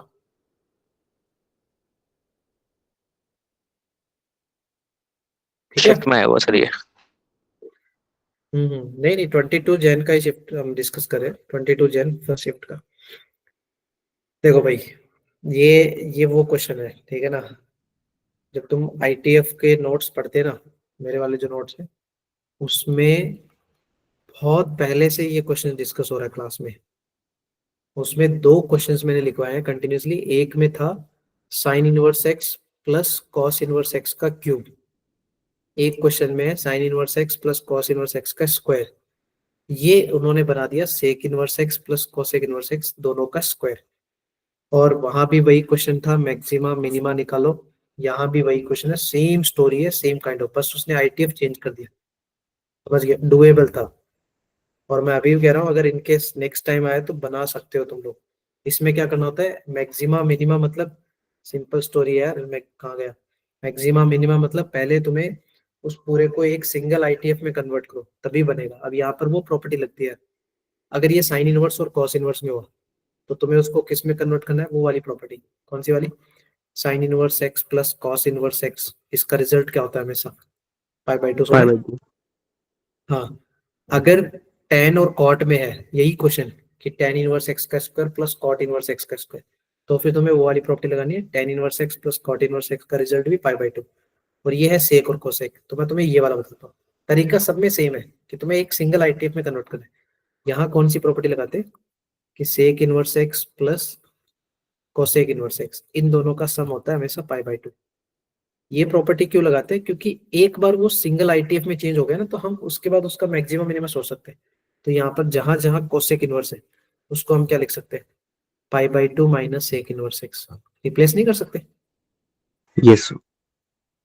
ठीक है, सिंगल आईटीएफ में हो जाएगा। तो देखो एडवांटेज क्या बन गया, ये बन गया, क्वेश्चन चेंज हो गया 16 टाइम्स सेक इनवर्स एक्स, चलो एक बार लिख देता हूँ ऐसे ही, सेक इनवर्स एक्स का स्क्वायर प्लस कोसेक की जगह क्या आ गया, pi by 2 minus sec inverse x का स्क्वायर। सेम अगर ये साइन इनवर्स कॉस इनवर्स में होता ना, तो कॉस इनवर्स एक्स की जगह क्या लिखते, पाई by 2 minus sine inverse x. Same kind of pattern है, सेम टाइप है। सेकंड स्टेप, बार बार लिखने के बजाय तुम एक बार क्या करो, सेक इनवर्स एक्स को टी मान लो। अब जहां तक तुम नोटिस करोगे ना, ये क्वाड्रेटिक बन गई। देखो T square plus pi by 2 minus T का स्क्वायर, तो ये कुछ क्वाड्रेटिक का फॉर्म आ गया क्या। अब जहां तक पता है ना यार, किसी क्वाड्रेटिक का रेंज निकालना, रेंज निकालना है, तो भाई क्वाड्रेटिक का रेंज निकालने के तरीके क्या होते हैं, एनीवन। तब तक मैं इसको थोड़ा ओपन कर लेता हूँ ना, बता दो, मैं सुन रहा हूँ। वो सॉल्व करना पड़ेगा। हाँ जी, क्या करना पड़ेगा मनप्रीत। सॉल्व करेंगे फिर माइनस टी बाई 4 है सर मिनिमम वैल्यू। अच्छा 4 होता है, डिनोमिनेटर 2 होता है क्या क्या क्या है? डिनोमिनेटर में सर। माइनस टी बाई 4 होता है ना सर, ये 2 होता है डिनोमिनेटर में। पूछ रहे हो कि बता रहे हो? पूछ रहा हूँ सर, पूछ रहा हूँ सर, मैं इसमें कंफ्यूज हो जाता हूँ। अच्छा, और भाई और कोई, मनप्रीत आप कुछ बोल रहे थे। सर पहले इसे क्वाड्रेटिक की तरह सॉल्व करेंगे। अच्छा इसका परफेक्ट स्क्वायर बना लेंगे। एक मिनट जतिन, एक मिनट। हाँ मनप्रीत क्या बोल रहे हो आप। सर पहले क्वाड्रेटिक की तरह सॉल्व करेंगे, एक्स एक्स की वैल्यू निकालेंगे। रूट्स थोड़ी निकालने अपने को, इक्वल टू 0 थोड़ी है जो रूट्स निकालेंगे। इक्वल टू तो कुछ है ही नहीं, ये एक फंक्शन ही दिया था, इट वाज ए फंक्शन, एक तरह से फंक्शन है, उसका मैक्सिमम मिनिमा निकाल रहे हैं हम लोग। इक्वल टू में 0 कुछ भी नहीं है। देखो सुनो, किसी ने बोला कि हम परफेक्ट स्क्वायर बनाएंगे, ठीक है, वो एक बेस्ट तरीका है। ये जो माइनस का डी बाई 4 है, या कोई भी रोहित या आप लोग बोल रहे हैं ना, ये कम्प्लीटली गलत है यार। सुनो क्यों गलत है, क्योंकि ये actually quadratic in terms of t में नहीं थी रोहित, वो गलत है, मैं बताता हूँ उसका रीजन। क्वाड्रेटिक ये टी में नहीं है, ये क्वाड्रेटिक किस में है, हमने ध्यान नहीं दिया। क्वाड्रेटिक सेक इनवर्स एक्स में था ये, उसी को तो हमने टी पुट किया है। देखो ना, क्वाड्रेटिक नहीं दिख रहा, सेक इनवर्स एक्स का स्क्वायर, सेक इनवर्स एक्स का स्क्वायर, वो टी तो हमने अपने कन्वीनियंट के लिए लिखा है उसको, ताकि हमें बार बार सेक इनवर्स एक्स लिखना ना पड़े, इजी बना रहे हैं उसको। Quadratic in terms of x में अगर होती है, या quadratic in terms of y में है स्टार्टिंग से, या quadratic in terms of t में, ठीक है, तब हम पता है क्या करेंगे, तब हम करेंगे ये वाला तरीका, कि अगर वो क्वाड्रेटिक अपवर्ड फेसिंग पैराबोला है, सुन लेना जतिन, तो उसका रेंज होता है माइनस का डी बाई 4 ए से लेके इन्फिनिटी तक जाता है। ये क्लोज में आता है और इन्फिनिटी ओपन में आता है। और अगर वो क्वाड्रेटिक डाउनवर्ड फेसिंग पैराबोला हुआ, तो उसका रेंज आता है माइनस इन्फिनिटी से माइनस का डी बाई 4 ए। अगर वो quadratic perfect in terms of x में है, या वाई में, या टी में, ये quadratic in terms of sec inverse में था। जब भी सेक इनवर्स में हो, मतलब चाहे आईटीएफ में हो या ट्रिग्नोमेट्री में हो, साइन कॉस टेन वगैरह वगैरह, तो उसका एक ही तरीका है, आप परफेक्ट स्क्वायर बनाओ, फिर उसके बाद में रेंज निकालो। सुन गया मैं क्या बोल रहा हूँ। यस चाहे सर। वो क्वाड्रेटिक साइन में हो, कॉस में हो, टेन में हो, साइन इनवर्स में हो, कॉस इनवर्स में हो, किसी भी आईटीएफ में हो, ये ग्राफिकल जो वे मैंने बताया ना, ये ग्राफिकल तरीका लिखा है माइनस डी बाई 4 वाला, ये तभी यूज करते हैं जब quadratic in terms of pure x हो, स्टार्टिंग से, चेंज ऑफ वेरिएबल के बाद नहीं। ठीक है, अब यहाँ पर करना क्या था, एक्चुअली इसको परफेक्ट स्क्वायर बनाना था। अब यार ये परफेक्ट स्क्वायर बनाना आना चाहिए। देखो उसके लिए क्या करते हैं कि पहले टी स्क्वायर है या एक्स स्क्वायर है, दोनों टाइप से बताता हूँ, उसके कोफिशिएंट को 1 बना लो। तो पहले तुम 2 कॉमन ले लेते, ठीक है, तो मैं बाहर आ गया 32। कॉमन लेंगे, गायब नहीं करना उसको, इक्वल टू 0 नहीं है। 2 कॉमन लोगे तो जहां तक ऐसे बनेगा, T square minus pi T by 2 plus pi square by 8, कुछ ऐसे बन गया।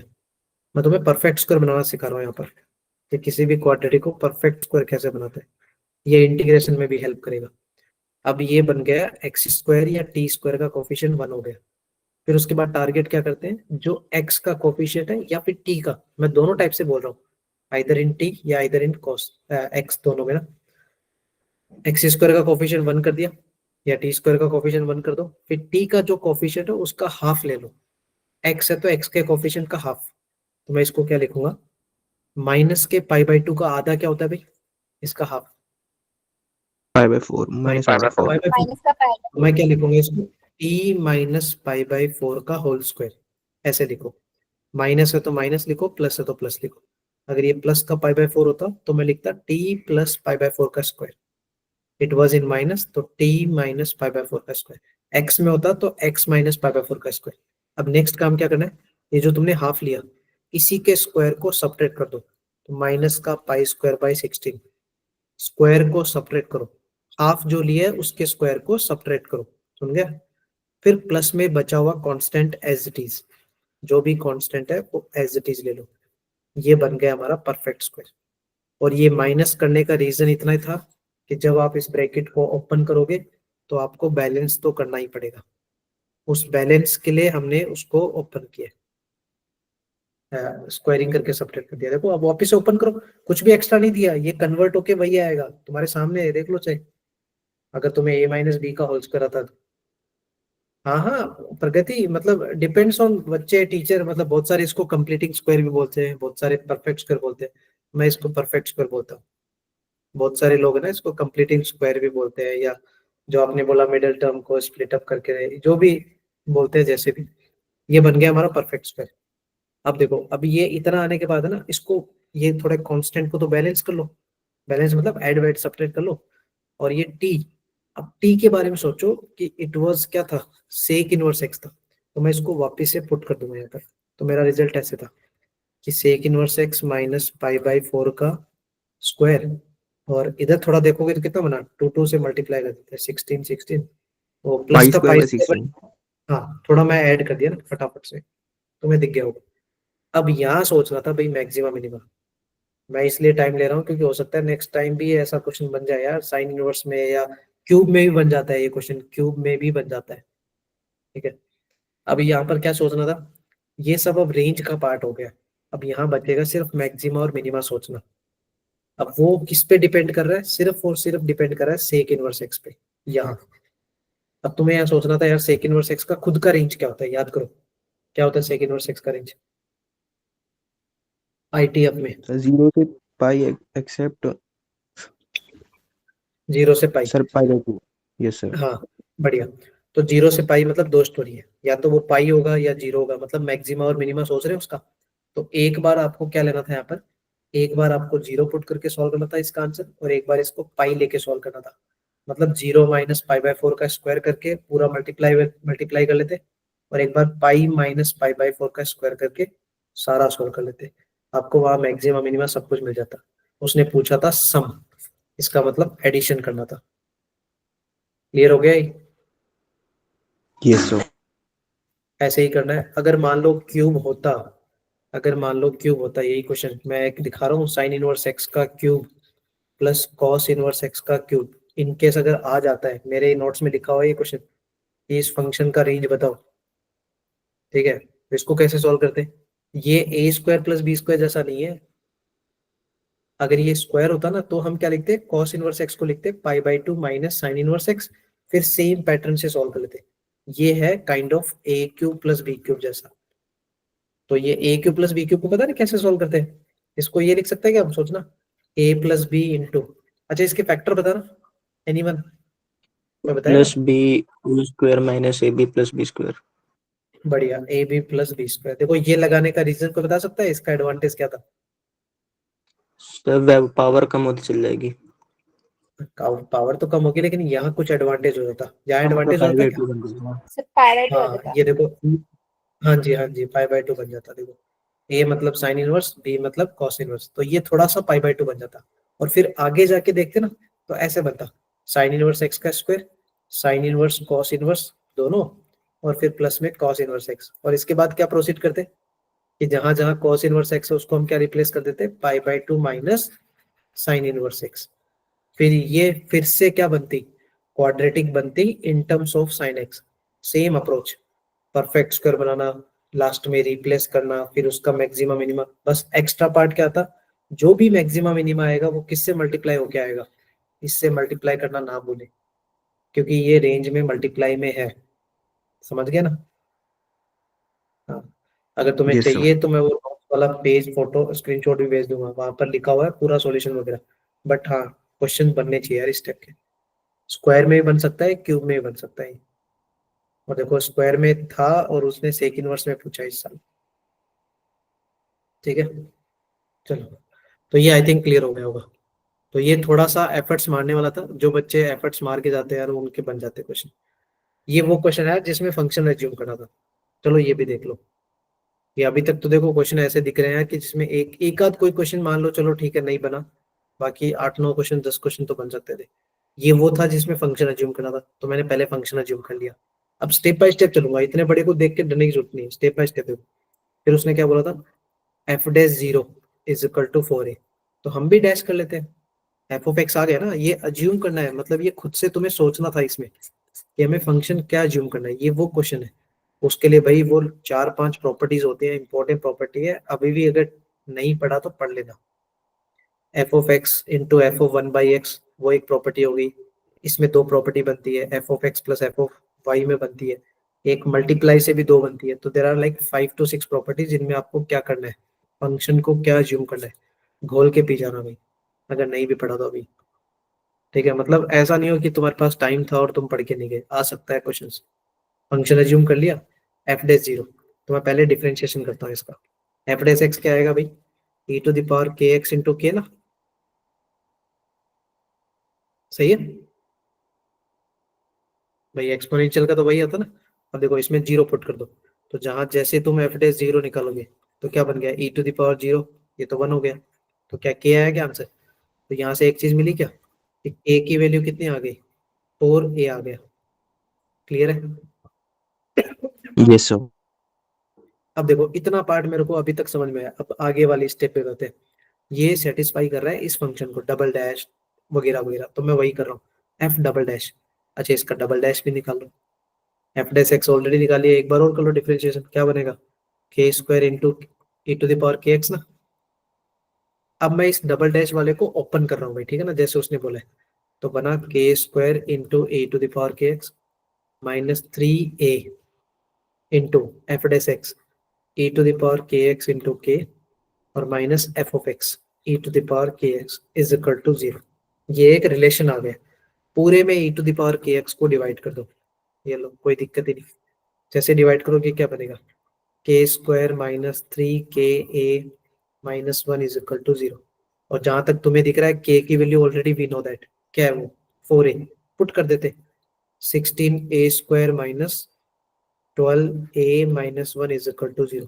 क्या यहाँ से आपको a की वैल्यू नहीं मिल जाती टुकड़े करके? हालांकि देखो a की वैल्यू 2 आएगी, इसीलिए उसने मेंशन किया है that a should be greater than 0। I think दिख रहा है क्वेश्चन में, a ग्रेटर देन 0 मेंशन है ना। अच्छा, एक बार Yes, sir. सोचना है यहाँ से वैल्यू क्या आ रही है, क्या आ रही है यहाँ से, 2 वैल्यू बताना तो। प्लस माइनस 1/2 आई शायद। प्लस माइनस 1/2 श्योर, पक्का भरोसे लिख दो आपके, प्लस माइनस 1/2 दोनों, प्लस हाफ माइनस हाफ।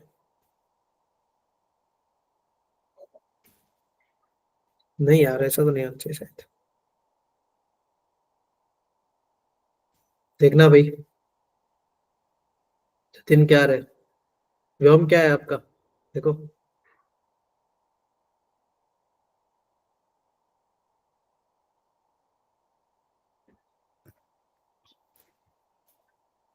देखो देखो फटाफट क्वाड्रेटिक सॉल्व करो।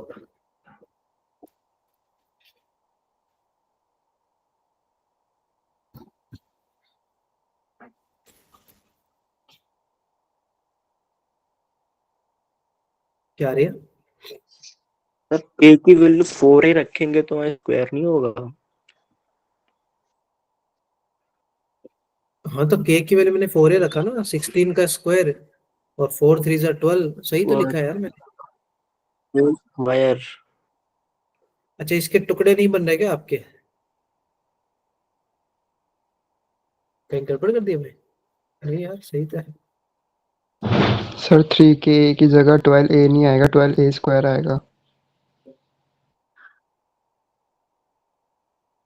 अच्छा Yes, हाँ, sir. ओ सॉरी सॉरी, ए है ना साथ में, हाँ हाँ हाँ, वहाँ गड़बड़ होगी ना।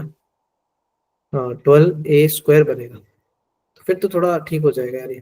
तो ये कितना हो जाएगा, ये 4a² इक्वल टू 1, हाँ तो प्लस माइनस हाफ आ गया यार, बढ़िया। अब तो आ गया, दिख गया। लेकिन इसमें वही है कि उसने क्या बोला है, पॉजिटिव।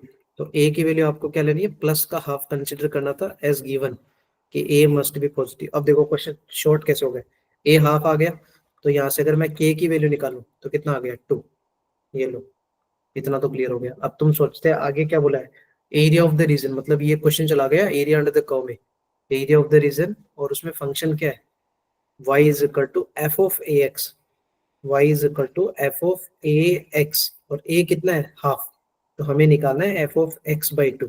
ये हमारा फंक्शन था जिसका एरिया निकालना है। अब तुम सोचो, फंक्शन हमारा क्या था, e to the power k x, और k क्या है 2, तो फंक्शन हमारा आ गया e to the power 2x। मैंने बोला था ना, e to the power x, e to the power 2x, e to the power 3x, ये सारे फंक्शन सेटिस्फाई करते हैं। बट करेक्ट वन क्या है वो तो आपको निकालना पड़ेगा, इसलिए बोल रहा हूँ kx में अज्यूम करो, ना डायरेक्टली सिर्फ 2x x ऐसा मानो, गलत हो जाएगा कुछ। e to the power 2x हमारा फंक्शन था, f ऑफ x बाई 2 हमें निकालना है, तो आंसर क्या है, e to the power x आया क्या, दिख गया। एफ ऑफ ए एक्स निकाल दिया मैंने, देखो step by step, F of A x, ए हमारा F of x by 2, F of x by 2 function से, तो कुल मिला के उस फंक्शन का एरिया निकालना है, और कहाँ से कहाँ निकालना है, 0 से 2। यार जहां तक मुझे पता है ना, e to the power x का ग्राफ ऐसे बनता है सिंपल सा, और 0 से 2 के बीच का एरिया, ये लो 2, तो क्या यही एरिया आएगा क्या,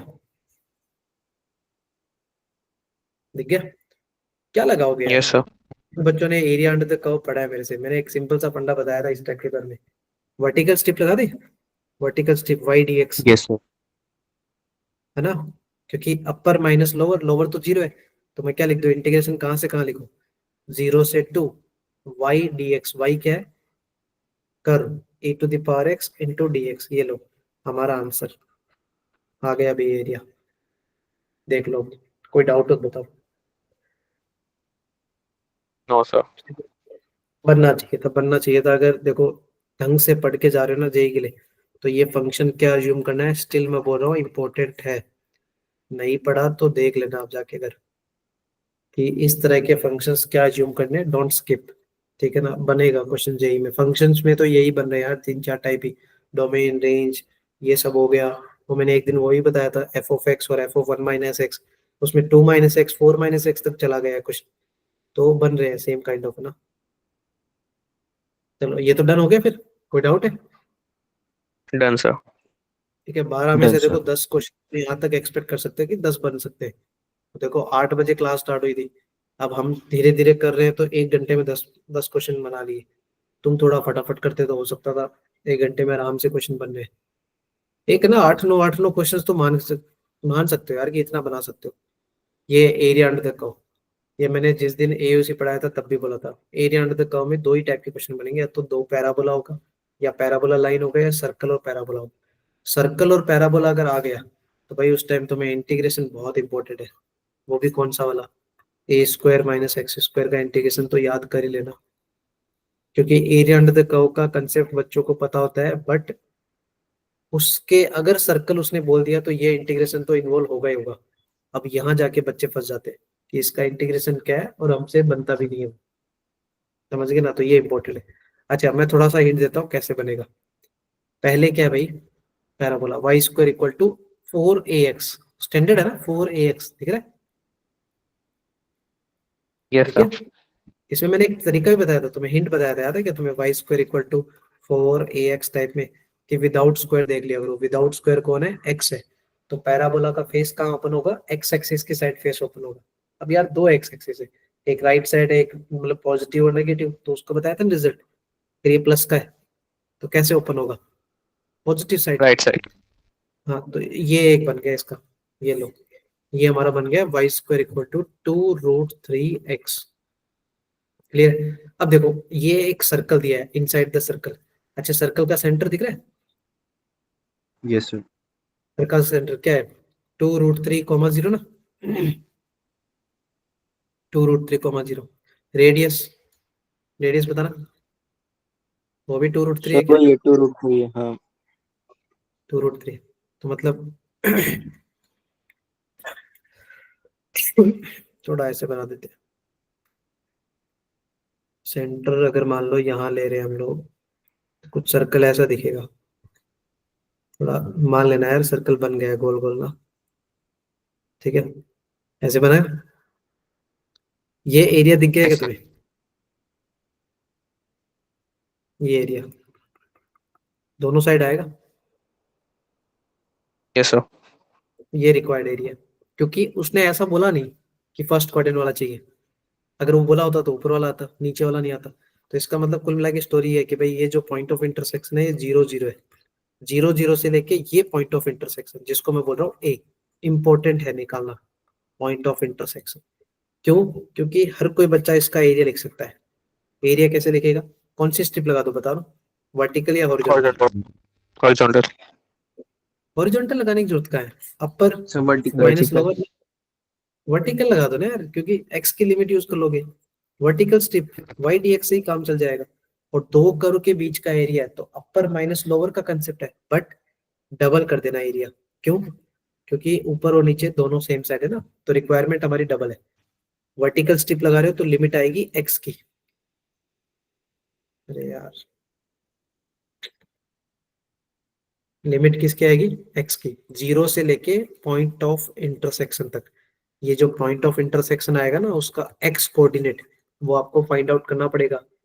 दो कर्व, दो इक्वेशन, और जहां तक मुझे दिख रहा है y square equal to 2√3x put करके सॉल्व कर लेना, संभव आ जाएगा, कोई दिक्कत नहीं आएगी।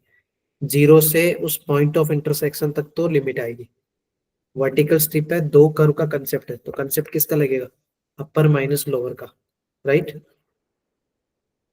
अब तुम्हें पता है ना अपर कर्व का क्या लिखना है? वाई लिखना है। अच्छा, अपर कौन है? सर्कल है। तो देखो जब सर्कल में से वाई निकालोगे तो क्वेश्चन देखो ऐसे बनेगा, अंडर रूट में 12 माइनस x माइनस 2√3 का स्क्वायर। कैसे नहीं आएगा upper? Minus sir. Lower, lower में कौन है? पैराबोला। पैराबोला का क्या निकालना है? वाई निकालना है। तो वाई में क्या आएगा? अंडर रूट में 2√3x। ये लो, क्वेश्चन आसान था, तरीका भी बहुत सारे बच्चों को पता है, डायग्राम भी बन जाता। इसमें टास्क है, ये लिमिट भी आ जाती, पॉइंट ऑफ इंटरसेक्शन भी मिल जाता। टास्क ये था भाई, ये अंडर रूट के अंदर जो लिखा है ना, ये वाला इंटीग्रेशन भी कर लेते बच्चे, कोई प्रॉब्लम नहीं है यार। x की पावर n का फॉर्मूला लगेगा, ये 2√3 का रूट है ना, ये सब कांस्टेंट है, बाहर ले लो। ये है टास्क, मैं अभी बोल रहा हूँ भाई, अभी भी दिन है, अभी भी टाइम है। अगर एरिया अंडर द कर्व सोच रहे हो कि तुम्हारे 4 मार्क पक्के हैं अभी, तो ये वाला फॉर्मूला जरूर याद रख लेना कि अंडर रूट में a square minus x square का इंटीग्रेशन क्या होता है। यही एक है, अगर सर्कल आ गया ना तो 100% यही बनेगा। हाँ, पैराबोला लाइन आएगा तो कोई दिक्कत नहीं है, बेसिक इंटीग्रेशन से भी काम चल जाएगा। बट सर्कल अगर आ गया तो गलती होने के चांसेस यही रहेंगे कि इंटीग्रेशन भूल गए। लेकिन और तो कोई बनेगा ही नहीं है, वाई स्क्वायर का यही बनेगा। अरे हॉरिजॉन्टल निकाल लो या वर्टिकल निकाल लो, एक ही फॉर्मूला बनेगा, ए स्क्वायर माइनस एक्स स्क्वायर का। ठीक है, हो गया ना इसके बाद यस तो? सर। Yes sir. हो गया क्या यार? नींद आ रही है क्या? No sir. नींद क्या नो सर। है ना, बस थोड़ा सा मैं बता रहा हूँ यार, अभी बता रहा हूँ, बारीकी से बता रहा हूँ। गलती होने के चांसेस इस फॉर्मूले में ही है, ये फॉर्मूला याद नहीं रखते बच्चे। और मैं बता रहा हूँ इंटीग्रेशन के क्वेश्चन बहुत सारे ऐसे ही हैं, डेफिनेट हो इंडेफिनेट हो, एंड तक बन जाते हैं, लास्ट में कंक्लूजन आता है फॉर्मूले की। अब बस वो फॉर्मूला नहीं आता, और पता है वहां पर प्रॉब्लम ये है कि दो दो ऑप्शन सेम होते हैं। जैसे वो 1/2a लॉग वाला फॉर्मूला है, वो ऊपर a प्लस एक्स नीचे a माइनस एक्स वाला फॉर्मूला, अब उसमें दो टाइप के ऑप्शन दोनों लिखे आते हैं। अब तुम तुक्का भी नहीं मार सकते, प्रॉब्लम ये है, क्योंकि तुम्हें 100% श्योर होना पड़ेगा कौन सा हमारा सही है। स्टिल फॉर्मूले रिक्वायरमेंट है इसमें, ध्यान रखना। ये हाइपरबोला वाला ये बना सकते थे अगर बनाना चाहो, ये वाला, ये एक दिन पहले ही बताया था यार, आई थिंक मैंने। किसी ने किसी क्लास में बताया था मैंने, ये बताया इस था। टाइप के इम्पोर्टेंट है और आते हैं। इसमें मैं फिर बता रहा हूँ यार, उसने देखो सिग्मा टी आर दिया था। सिग्मा टी आर देने का मतलब है तुम्हें एस एन दिया है। जो मेन क्वेश्चन है मैं वही डिस्कस कर रहा हूँ। एस एन दिया है, एस एन दिया है। आपको पूछा क्या था, limit n tending to infinity. ये कोई बड़ी बात नहीं है, मैं इसका तुम्हें एक शॉर्ट तरीका बता देता हूँ जो बच्चे अटेंड नहीं किए थे last time. R is equal to 1 से लेके एन तक उसने बोला था सिग्मा लगाना है, लिमिट सॉल्व करनी है, ठीक है, किसका, 1/TR का। तो हमारे लिए इंपॉर्टेंट है 1/TR। 1/TR नहीं भी आ रहा तो 1/TN निकाल लो, और 1/TN से इंपॉर्टेंट है पहले TN निकालना। तो जब भी SN देता है, जब भी सीक्वेंस सीरीज के क्वेश्चन है सिग्मा नोटेशन वाले, SN दिया है TN निकालना है, तो सिंपल सा formula SN minus SN minus 1, ये फॉर्मूला यूज कर दिया करो। इससे तुम्हें TN मिलता, 1/TR करते तो 1/TR आ जाता। अब मैं तुम्हें वो डायरेक्टली दिखा रहा हूँ, मतलब मैं जैसे मान लो मैंने सॉल्व किया, तुम्हें एग्जाम टाइम में क्या करना था बिना सॉल्व किए, और मेरे को 1/TR कर लिया मैंने, ठीक है, XYZ जो भी आंसर आया मैं सिर्फ आंसर लिख रहा हूँ। मान लो मेरे 4 फैक्टर आए कुछ इस तरह से, फॉर एग्जाम्पल, ठीक है ना, फॉर एग्जाम्पल लिख रहा हूँ मैं इसको। अब इसको तो सॉल्व करना पड़ेगा आपको। मैंने मान लो ऐसे बोल दिया n+1 n+2 n+3, ऐसे 4 फैक्टर आ गए 1 करके। अगर 8 या 4 भी आया तो कोई दिक्कत नहीं, अगर ये 4 भी आता ना तो 4 तो बाहर आ जाता मल्टीप्लाई में, उसका कोई रोल नहीं। मैं 1 कंसिडर करके मान रहा हूँ। ऐसा क्वेश्चन आया, फैक्टर आए, 3 फैक्टर आए, 4 फैक्टर आए, मैं ज्यादा ही ले रहा हूँ 4 फैक्टर, 2 फैक्टर आएंगे तब भी चलेगा, 3 आएंगे तब भी चलेगा। तो मैं यहाँ पर 2 तरीके हैं।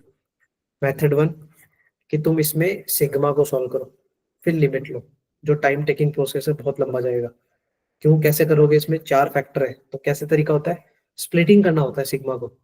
स्प्लिटिंग करते हैं, पुट करते हैं, डायगोनली कटते हैं, तो टाइम टेकिंग है। और उसमें भी बच्चों को पता होना चाहिए 4 फैक्टर होते हैं तो कैसे करते हैं, पहले 3 फैक्टर, 1 पहले 3 factor minus 1 next 3 factor, second third fourth, फिर ऐसे उसमें पुट करेंगे और डायगोनली कटेगा वो, और बैलेंस भी करना होता है, तो बहुत लंबा जाता है वो प्रोसेस। इसका दूसरा तरीका बताओ ना, सिंपल सा। इसमें एन की जगह पहले 1 पुट करके ना, ये जो भी एन की जगह 1, पहला टर्म निकाल लिया करो, जैसे पहला टर्म बनेगा 1 × 2 × 3 × 4, फिर ऐसे करके बहुत सारे टर्म आएंगे, राइट, आएंगे ना, समझ गए। ये ऐसे ना ओपन कर लिया करो सिग्मा को। अब इसमें सिंपल सा फंडा बताओ, अगर बाहर क्वेश्चन में है limit n tending to infinity, उसके लिए मैं सिंपल सा ट्रिक बता रहा हूँ, क्या करना होता है, ये जो पहला है और लास्ट वाला है, इनके बीच में तो गैप ढूंढ लिया करो। अब जैसे 1 और 4 के बीच में गैप कितना है, 3 है, उस 3 को बीच वाले से मल्टीप्लाई कर लो, बीच में जितने भी नंबर है उन सबसे मल्टीप्लाई, तो यहाँ आंसर आएगा 1/में बोलना आंसर, 2 × 3 6, और इसका गैप भी कितना था 3, तो 6 3 कितना हो जाएगा 18। कभी भी सॉल्व कर लेना आंसर 1/18 ही आएगा, चाहे तुम पूरा स्प्लिट अप करके सॉल्व करोगे फिर लिमिट लगाओगे तब भी आंसर यही आएगा। ये एक शॉर्ट ट्रिक है इसका, इस टाइप के क्वेश्चंस का, चाहे वो 2 टर्म हो या 3 हो 4 हो, फर्क नहीं पड़ेगा। मैंने तुम्हें मैक्स टू मैक्स करके बता दिया 4 तक। 3 होता पहला और लास्ट का गैप, और बीच में एक नंबर है उससे मल्टीप्लाई कर दो, 2 नंबर है तो दोनों से मल्टीप्लाई कर दो, 3 नंबर है तो तीनों से मल्टीप्लाई कर दो, but answer should be in 1/, याद रह जाएगा क्या, यस सर। सबको क्लियर हो गया। वो ओपन करने वाला बहुत टाइम लगता है यार, ओपन करने वाला क्यों ओपन करते हैं, और उसमें बहुत सारे बच्चों को ये भी नहीं पता होता कि ये 1/, में 4 फैक्टर आ गए या 3 फैक्टर आ गए या 2 फैक्टर आ गए, तो कैसे करते हैं, 2 के लिए है 1/, छोटा फैक्टर माइनस 1/, बड़ा फैक्टर। 3 के लिए क्या होता है 1/, पहले 2 फैक्टर, हाँ 2 फैक्टर के केस में कैसे करेंगे, सिर्फ गैप आएगा आंसर में, 2 अगर फैक्टर होंगे ना तो सिर्फ गैप देख लो, जैसे गैप अगर 2 का गैप है, जैसे मैं एक क्वेश्चन दिखा रहा हूँ आपको, जैसे मान लिया ऐसे लिखा 1/1 × 3 प्लस 1/3 × 5, ऐसे डॉट डॉट करके ये एग्जांपल है, देखिए 2 का फैक्टर। और अगर बाहर limit n tending to infinity लिखा है तो तुम्हें सिर्फ गैप देखना है, जैसे 1 और 3 के बीच में गैप क्या है 2 है, तो आंसर 1/2 आएगा, बिंदास, कभी भी सॉल्व कर लेना। अगर मान ले ऐसा होता 1 3 5 3 5 7, मतलब 3 का, तो क्या करते 1 और 5 का गैप ले लेते, तो 1 और 5 का गैप कितना है 4, उस 4 को मल्टीप्लाई कर दो 3 से, तो 12, तो आंसर आएगा 1/12, ठीक है, और 4 का मैंने बता ही दिया। याद रह जाएगा। ये बेस्ट है यार, इंफिनिटी वाले के लिए बेस्ट है। हाँ, अगर उसने ऐसे पूछ लिया कि कुछ सिग्मा 1 से लेके 15 तक की बताओ, तो इसका मतलब पहले 15 टर्म्स का सम पूछे, तो फिर आपको स्प्लिट अप करना पड़ेगा, एस एन का फॉर्मूला निकालना पड़ेगा, और उस एस एन में एन की जगह 15 यूज करना पड़ेगा, वो एक अलग बात है। बट हाँ, अगर limit n tending to infinity दिया है, इसका मतलब इनफाइनाइट टर्म्स का सम है, उसके लिए ये शॉर्ट ट्रिक बेस्ट है और बनते हैं आंसर, ठीक है ना।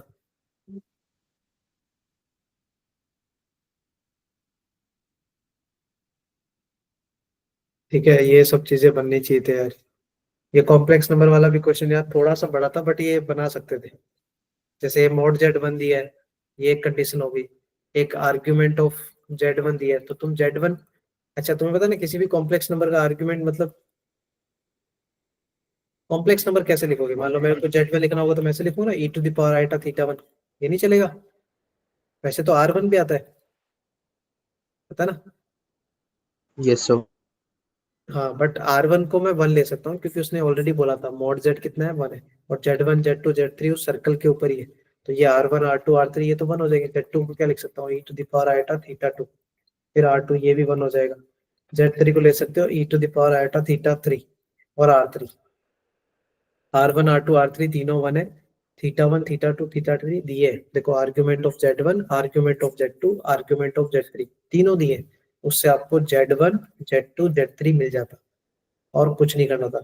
ये जो बड़ा सा एक्सप्रेशन दिया ना अल्फा टाइम करके, इसको ओपन कर लेते, इसको ओपन कर लेते, आंसर आ जाता। जैसे z one into z two bar, तो जेड टू तुम्हें मिल जाता, तो जेड टू का बार निकाल लेते कॉन्जुगेट, जेड वन को जेड टू के कॉन्जुगेट से मल्टीप्लाई कर लो, जेड टू को जेड थ्री के कॉन्जुगेट से, जेड थ्री को जेड वन से, पूरे मॉड को ओपन करते तो alpha plus beta times root two में सॉल्व हो जाता। कंपैरिजन करते तो अल्फा बीटा आ जाता। डुएबल था क्वेश्चन, ठीक है ना। हाँ, ये क्वेश्चन है यार जिसके मैं बार बार चर्चा करता हूँ भाई, इंपॉर्टेंट है।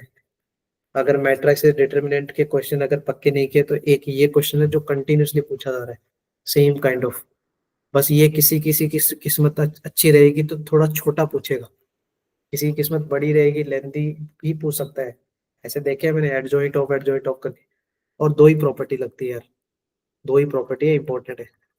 के ए, एक तो ये आता है के टू द पावर एन, और डिटर्मिनेंट में क्या आएगा, ए आएगा, और एक ये वाला प्रॉपर्टी एडजॉइंट ऑफ ए का डिटर्मिनेंट क्या होता है भाई। ए डिटर्मिनेंट की पावर n-1। हाँ, या तो तो इसका स्टोरी क्या है, ये डिटर्मिनेंट के पावर एन माइनस वन, ठीक है। एडजॉइंट ऑफ एडजॉइंट भी याद रखना स्टिल।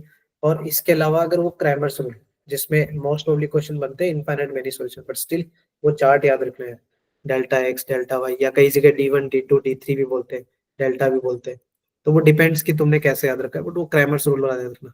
ये देखो डुएबल था क्वेश्चन, देखो कैसे उसने पूछा है डिटर्मिनेंट, ठीक है, 3 टाइम्स एडजॉइंट, हाँ, एडजॉइंट ऑफ एडजॉइंट का डिटरमिनेंट बता देना। अरे उसकी पावर कितना हो जाता है, वो स्क्वायर हो स्क्वायर जाता हो है ना, जाता है। वो जितने होते हाँ, जाता ही है।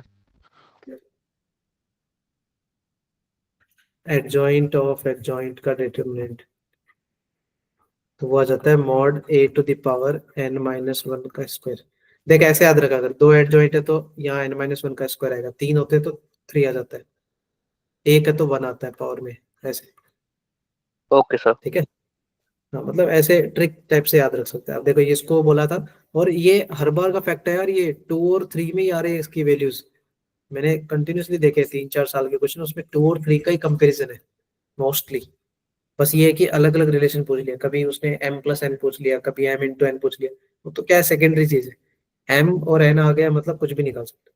पहले सोचो यहाँ पर, देखो इसको k मान लो, ये k है और ये a है, तो ये कैसा दिख रहा है, डिटर्मिनेंट ऑफ के ए, तो इसमें पहली प्रॉपर्टी लगा देंगे, तो k की पावर n, तो 3 की पावर n, और n क्या होता है, ऑर्डर होता है, तो ऑर्डर उसने दिया था 3, तो बनेगा 3 की पावर 3 इंटू डिटर्मिनेंट में आ गया adjoint of -6 time adjoint of 3, ये लो। अब ये 3 की पावर 3 तो एज इट इज चलता रहेगा, इसको रहने दो। फिर डिटर्मिनेंट में क्या आ गया, एडजॉइंट ऑफ समथिंग, ये समथिंग को तुम ए ले लो, तो एडजॉइंट ऑफ ए का डिटर्मिनेंट, ये वाली प्रॉपर्टी कि डिटर्मिनेंट की पावर n माइनस वन, तो डिटर्मिनेंट कौन है, -6 इंटू एडजॉइंट ऑफ 3 ए, ये आपका ए था, ये अंदर वाला ए था ना, एडजॉइंट ऑफ ए, इस पूरे को मैंने ए बोला था। तो अब उसमें प्रॉपर्टी लगा रहा हूँ, डिटर्मिनेंट ऑफ ए की पावर n-1, n-1 मतलब पावर में 2। अब यहाँ फिर से कंसेप्ट लग गया, कौन सा वाला, सब कांस्टेंट k इंटू ए, इसको ए बोल दो फिर से। तो ये k इंटू ए है ना, तो उसका रिजल्ट क्या आता है, k की पावर n आता है। बारीकी से देखना, k की पावर n का मतलब -6 की पावर 3, बट उसकी भी पावर 2 है, तो बैलेंस होके बनेगा 3 इंटू 3 -6 की पावर 3 और उसकी पावर 2, तो पावर में कितना आ जाएगा, 6 आ जाएगा, पावर ऑफ पावर। फिर डिटर्मिनेंट Yes. में क्या बचा, एडजॉइंट ऑफ, डिटर्मिनेंट में क्या बचा, एडजॉइंट ऑफ 3a। अब उसका डिटर्मिनेंट का स्क्वायर ये तो रहेगा। अब यहाँ फिर प्रॉपर्टी लग गई, एडजॉइंट ऑफ ए का डिटर्मिनेंट, एडजॉइंट ऑफ ए का डिटर्मिनेंट। छोटी छोटी मिस्टेक्स होती है इस क्वेश्चन में। 3 की पावर 3, इस -6 की पावर 6 को तुम ऐसे भी लिख सकते हो, 3 इंटू 2 की पावर 6, क्योंकि तुम्हें बैलेंस करना पड़ेगा लास्ट में। डिटर्मिनेंट ऑफ एडजॉइंट ऑफ ए, फिर प्रॉपर्टी डिटर्मिनेंट ऑफ ए उसकी पावर n-1 मतलब पावर में 2। अच्छा पहले से 2 थी, a को 2 आ गया तो 4, गलती नहीं करनी, पावर ऑफ पावर। फिर यहाँ फिर कंसेप्ट आ गया, कौन सा वाला, के ए। तो मैं कह रहा हूँ ना, दो ही प्रॉपर्टी ऐसी है जिनको बार बार यूज करना है, बस गलती ना हो। अब 3 की पावर k आएगा, 3 की पावर 3 ऑलरेडी आएगा और 4 है, तो ये 3 की पावर 12 देगा, और फिर डिटर्मिनेंट ऑफ a की पावर 4 यहाँ पर बनेगा, ऐसे बनेगा क्वेश्चन। और ये बना 3 इंटू 2 की पावर 6। अब यहाँ से 3 ढूंढ लो, 2 ढूंढ लो, और उसने एक चीज दे दी, डिटर्मिनेंट ऑफ ए कितना दिया है, -2। तो ये जो लास्ट वाला रिजल्ट है ये -2 की पावर 4 है। अब इसमें 2 और 3 ढूंढने थे तुम्हें, कितने हैं 3, 3 6 9 और 12 21, तो 3 की पावर तो है 21 और 2 की पावर कितनी है 6, और ये 2 की पावर 4 10, 3 की पावर 2 की पावर 10, क्या है फिर 7 और 3 क्या, यही होगा ना यार, Yes, sir. Yes, sir. Yes दिख सर। रहा है क्या, 7 + 3 10 होता है, और 7 3 जा 21 हो गया। कंपैरिजन करना है इससे लास्ट में, तो m आ गया आपका 7 ले लो, और क्योंकि उसने बोला है m n से बड़ा है, तो ये भी ध्यान रखना यार बारीकी से कि सर मेरे को 7 3 लेना है या 3 7 लेना है, तो कई बार ये भी मिस्टेक हो जाती है। मान लो उसने कुछ और ही पूछ लिया यार तुमसे, तो वो भी ध्यान रखना। बाकी फर्क नहीं पड़ता, 7 + 3 10 होता है, 7 इंटू 3 21 होता है, उल्टा करोगे तब भी 21 ही आएगा।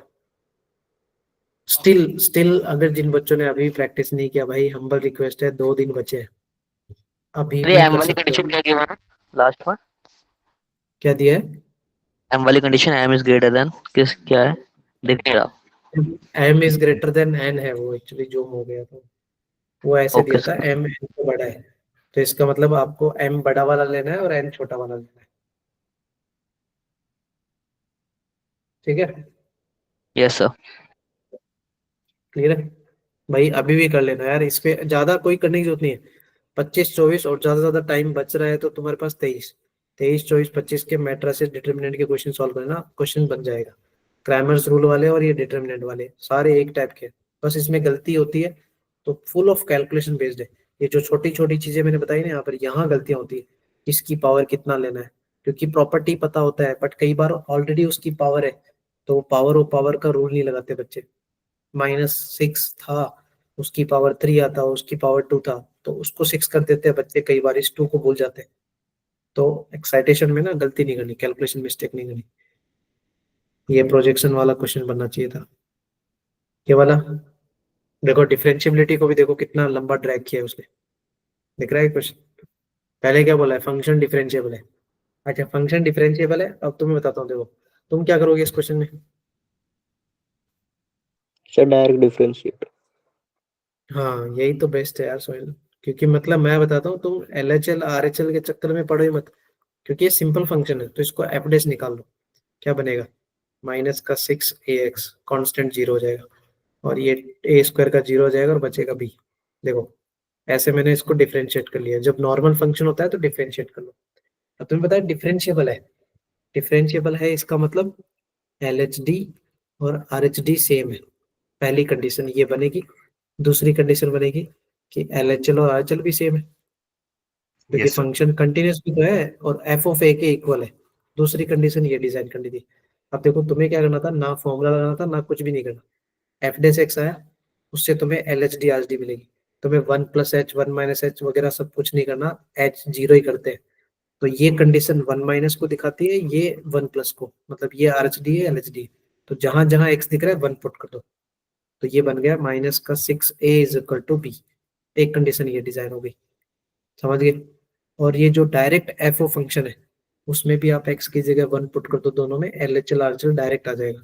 ऊपर वाला एल एच एल हो जाएगा, नीचे वाला आर एच एल हो जाएगा। 1 पुट करना डायरेक्ट, 2 है तो 2 पुट करो, 0 है तो 0 पुट कर दो। 1 पुट करोगे तो -3a - 2, इधर 1 पुट करोगे तो a² + b। ये लो आपका सेकंड कंडीशन। दो कंडीशन, दो अननोन से आपको पहले a एंड b जुगाड़ लेना था इस क्वेश्चन में। सिंपल फंडा है, कोई प्रॉब्लमेटिक क्वेश्चन नहीं था ये, थोड़ा टाइम टेकिंग था, इसलिए a और b आ गया। अब इसके बाद में उसने देखो क्वेश्चन में देखो बर्दाश्त नहीं है उसको, डिफरेंशिएबिलिटी तक नहीं रुका, एरिया ऑफ रीजन। अच्छा तुम सोच रहे हो इसमें कितने क्वेश्चन आ गए एरिया अंडर द कर्व के? 3 आ गए क्या? Yes, sir. 3 आ गए यार। एक तो वो किया था जो हमने e⁻x वाला किया था, जिसमें लैम्डा x वाला क्वेश्चन था। फिर एक वो सर्कल और पैराबोला उसने डायरेक्टली पूछ लिया था, AUC का कंसेप्ट, जिसमें मैंने बताया ना इंटीग्रेशन इंपॉर्टेंट है, रूट में a² - x²। एक और आ गया, एरिया ऑफ द कर्व बताओ जो y और लाइन -20 को डिनोट कर रहा है। तो भाई y = -20 का लाइन तो ऐसे बनता है। अब ये कहानी अटक गई पूरे फंक्शन पे। फंक्शन का ग्राफ कैसे बनाना था? 1 तक का स्टोरी अलग बनता, 1 के आगे स्टोरी अलग बनता। ठीक है, मैं फिर भी बताता हूँ। 1 तक में क्या है, -3ax²। तो जहां तक मुझे पता है x² आ गया, मतलब पैराबोला बनेगा। और नीचे वाला क्या बनेगा, a² तो कांस्टेंट आएगा, प्लस में bx, तो नीचे वाला क्या बनेगा, लाइन बनेगा। तो आई थिंक 1 के आगे जाओगे तो एक लाइन बनेगी और पीछे पैराबोला बनेगा, समझ गए। अब तुम्हें वो Yes, sir. ग्राफ बनाना था यार। मैं जैसे बताऊं तो इसका ग्राफ कुछ इस तरह से डिजाइन हो रहा था। मान लो मैं एक रफली बता रहा हूँ, ऐसे बना, फिर एक सीधी लाइन बन रही थी ऐसे। जब तुम करोगे ना सॉल्व तो तुम्हें दिखेगा, एक काइंड ऑफ ऐसा बनेगा। ये पैराबोला वाला स्टोरी है, ये लाइन है जो उसने बोला है। अब तुम्हें पता नहीं इसमें दिख जाता है बच्चों को, क्या दिख जाता है, क्या दिखा, अपर माइनस लोअर ना। Yes, sir. बट प्रॉब्लम पता है क्या, अपर माइनस लोअर तो बच्चे लगा देते हैं, बट यार इसमें पूरा अपर एक जैसा नहीं है। क्यों? आधा पैराबोला और आधा लाइन है, तो तुम्हें इसको Right. टुकड़ों में करना पड़ेगा, टुकड़ों में स्प्लिट करके। स्प्लिट क्यों बोल रहा हूँ, क्योंकि पहला हाफ है ना, उसमें क्या लगता है अपर पैराबोला, लोअर में कौन आता, ये लोअर फिक्स है, लोअर में फिक्स है स्टोरी। कौन सी स्टोरी फिक्स है, ये दिख रहा है लाइन, y = -20, दोनों के लोअर में फिक्स है। अपर पैराबोला, लोअर में -20। फिर सेकंड वाला एरिया क्या था, अपर में लाइन माइनस लोअर में -20। समझ गए मैं क्या बोल रहा हूँ? बस टास्क क्या था, ये पॉइंट ऑफ इंटरसेक्शन निकालने थे, ये पॉइंट ऑफ इंटरसेक्शन। क्यों? क्योंकि आपको लिमिट तो लेनी पड़ेगी ना। और आप कौन सा तरीका लगा रहे हो, वर्टिकल स्ट्रिप लगा रहे हो, अपर माइनस लोअर का। तो लिमिट किसकी लोगे, एक्स की या वाई की? X की, sir. हाँ, वर्टिकल स्ट्रिप क्या बोलता है, वाई डी एक्स, याद है ना। समझ में आया मैंने क्या बोला? Yes, sir. तो थोड़ा सा इसमें क्वेश्चन क्या है, तोड़ मरोड़ के ना, मतलब फंक्शन के साथ साथ उसने थोड़ा सा डिफरेंशिएबिलिटी को इन्वॉल्व कर दिया है। और जब भी ऐसे नॉर्मल फंक्शन आए, LHL RHL LHD RHD के फॉर्मूले मत लगाया करो, डायरेक्ट डिफरेंशिएट किया करो। डिफरेंशिएशन में डायरेक्ट वैल्यू पुट करोगे तो LHD RHD दिखता है, फंक्शन में डायरेक्ट वैल्यू पुट करोगे तो LHL RHL दिखता है। कंपैरिजन करना था, ए और बी जुगाड़ना था। ठीक है, ये डिस्टेंस वाले परपेंडिकुलर पॉइंट वाले ये तुम कर सकते हो। ठीक है, तो आई थिंक 25 में से ना मेरे हिसाब से शायद, अगर तुम केमिस्ट्री का टाइम बचा के, ठीक है, अगर किसी बच्चे ने केमिस्ट्री के टाइम बचाए होते तो आई थिंक एक 11-12 क्वेश्चन तो मैं मान के चल रहा हूँ कि चलो ज्यादा भी नहीं मानू तो ऑन द स्पॉट एग्जाम के टाइम में, एग्जाम प्रेशर रहता है थोड़ा, टाइम में कैलकुलेशन में टाइम चला जाता है, एक 11-12 क्वेश्चन डुएबल थे यार इस चैप्टर में, इस वाली शिफ्ट में। 11-12 का मतलब 99 परसेंटाइल पक्के थे। और 11-12 में से अगर तुमने 8-9 भी किए होते ना, तब भी 96-97 परसेंटाइल प्लस ही आते। और अभी भी आएंगे। सेकेंड अटेम्प्ट में जो बच्चे 7 to 8 क्वेश्चन अगर करके आएंगे इजीली उनके 95-96 परसेंटाइल के ऊपर तो आएंगे। ये तो मान के चलो। थोड़ा पेपर इजी है तो 1-2 क्वेश्चन ज्यादा मान लेना। बट बच्चों के माइंडसेट में फिक्स हो रखा है यार आजकल कि मैथ्स का देखा नहीं कि, समझ रहे हो, क्वेश्चंस बनाने ही नहीं है, बहुत लेंथी आएंगे, ये प्री अजम्पशन करके बैठे हैं बच्चे यार वहां पर। वो चीजें तो करनी ही नहीं है। ठीक है जतिन, कब आपका 2 तारीख को है 3 को है? 2 को सर। सेकंड शिफ्ट में है या फर्स्ट है? सेकंड। कहाँ है लोकेशन? सेम सेंटर है सर, जो फर्स्ट टाइम था वही सेंटर सेम, शक्ति नगर दिल्ली। अच्छा, शक्ति दिल्ली नगर, में। शक्ति नगर। हाँ, जिन बच्चों का सुबह है ना यार। क्रिश आपका कब है? सर 4 तारीख को है। 4 को है। व्योम आपका क्या सीन है यार?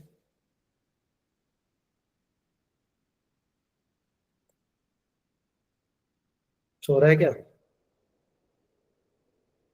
सोहेल आपका? सर 7 को है सर। 7 को है, फिर तो टाइम है यार। आदित्य, हर्ष, प्रगति आपका कब है? सर 7 सर को मेरा 2 को है सर। बताओ। 2 को सुबह है? नहीं सर, ईव। इवनिंग वालों को फिर भी ठीक है यार, क्योंकि रिपोर्टिंग करना होता है। तो बच्चे मॉर्निंग में जैसे दिल्ली में है, तो जैसे जतिन बोल रहा है मेरा दिल्ली में ही है, फिर भी स्टिल उसको ट्रैवल तो करना ही पड़ेगा। तो ये है कि सुबह आराम से भी उठ के जाके भी बिफोर टाइम तुम रिपोर्ट कर सकते हो। और जिन बच्चों का यार मॉर्निंग शिफ्ट है, ठीक है, और अगर सेंटर बहुत ज्यादा नजदीक है तो ठीक है, ओके है कि तुम सुबह आराम से 5-5:30 बजे उठ के भी जा सकते हो। बट लग रहा है ना जिन बच्चों का ट्रैवल में भी 2 घंटा 2.5 घंटा लगेगा, ठीक है, और मॉर्निंग शिफ्ट है, तो भाई मैं बता रहा हूँ बच्चों के साथ गलतियां हो रही है, लास्ट टाइम भी हुई है। रात को उठ के सुबह 2 बजे 2:30 बजे 3 बजे बच्चे ट्रैवल करके गए, क्योंकि घर के नजदीक है तो उन्होंने देखा घर से ही चले जाएंगे। ऐसी गलती मत करना यार, वहाँ आसपास में कोई जुगाड़ ढूंढ लेना कहीं स्टे करने का, या इवन दो लगे रेंट पे ले लेना एक रात को, ठीक है, कहीं ना कहीं जुगाड़ ढूंढना और वहीं से जाना सुबह उठ के, थोड़ा टाइम रहेगा। हाँ तो आदित्य वही बोल रहा हूँ, 41 kilometre is not a near by, ठीक है। 41 किलोमीटर में मान के चलो यार 2 घंटे, तो मान के चलो 1.5 पौने 2 घंटे। तो ये गलती मत करना, अगर किसी का मॉर्निंग शिफ्ट है तो पहले ही चले जाना वहां पर। हाँ तो नोएडा कौन सा दूर है? नोएडा मतलब कौन सा पास है? दूर ही है ना वो। तो प्रगति आपको पहले ही जाना पड़ेगा। मतलब बेस्ट ये होता है यार, जैसे मैं बता दूं, हर्ष नाम का एक लड़का है, हर्ष झा, जो तुम जानते हो बहुत बार, तो उसके साथ यही हुआ था लास्ट टाइम कि रात को बहुत लेट तक मतलब पढ़ रहा था। फिर एक रात वो पहले थोड़ा सा नींद भी नहीं आती उतनी अच्छे से कि कल क्या होगा एग्जाम में, वो एक अलग टेंशन रहता है। और अर्ली मॉर्निंग 2-2:30 बजे उठ के भागा है वो बच्चा। तो अच्छा बच्चा है, फिर भी देखो एग्जाम में प्रॉब्लम हो गई, क्योंकि ढंग से नींद नहीं होती ना यार, तो माइंड चलता भी नहीं है उधर, तो वो प्रेशर में अलग ही चीजें खराब हो जाती है। तो मेक श्योर कि तुम्हारा जो भी सेंटर आ रहे हैं और शिफ्ट में अगर है तो मॉर्निंग रिपोर्टिंग अर्ली है भाई। रिपोर्टिंग बहुत जल्दी है, 7 बजे रिपोर्टिंग है, कई जगह 7:30 है या 7:15 है। जो भी रिपोर्टिंग है उसके अकॉर्डिंग तुम्हें अर्ली मॉर्निंग भागना पड़ेगा। बेटर यही है कि वहीं जाओ, क्योंकि वहां अगर आसपास रहोगे तो तुम 5 बजे 5:30 बजे उठ के भी आराम से जा सकते हो। रात को 11 बजे 11:30 बजे सो के गए तो 6 घंटे की नींद आराम से निकल जाती है, ठीक है। बट सुबह मत भागना, फिर रिग्रेट होता है यार वो, क्योंकि पेपर बनता नहीं है वो। एग्जाम टाइम में क्या होता है, फिर नींद ही आती है और वो लेजीनेस माइंड, जितना माइंड को रेस्ट, मैं कह रहा हूँ एक रात पहले तो तुम रात भर ना ये कॉपी पलटना बंद कर देना यार, आराम से जाना, जहां भी रहोगे या घर में रहोगे तो बी रिलैक्स, सो जाना रात को, ठीक है। लंबी सांस 3-4 बार लेना, लंबी सांस लेना आराम से, 2-3 मिनट मेडिटेशन करके आराम से सो जाना, कोई दिक्कत नहीं, अच्छा जाएगा। बट जरूरी है, नींद जरूरी है ना। चलो फिर ठीक है, बाय बाय। कल पेपर है यार, कल ऑफलाइन वाला पेपर है ना, वो देख के आना, वो डिस्कस करेंगे है ना, कल अपना क्लास आएगा, ओके सर। ठीक है। ओके चलो sir. Okay sir, thank you. ठीक है, good night sir. Good night good night. But वो ध्यान रखना है जो मैंने बोला है ना, अर्ली मॉर्निंग मत भागना। बिल्कुल सर। चलो बाय बाय।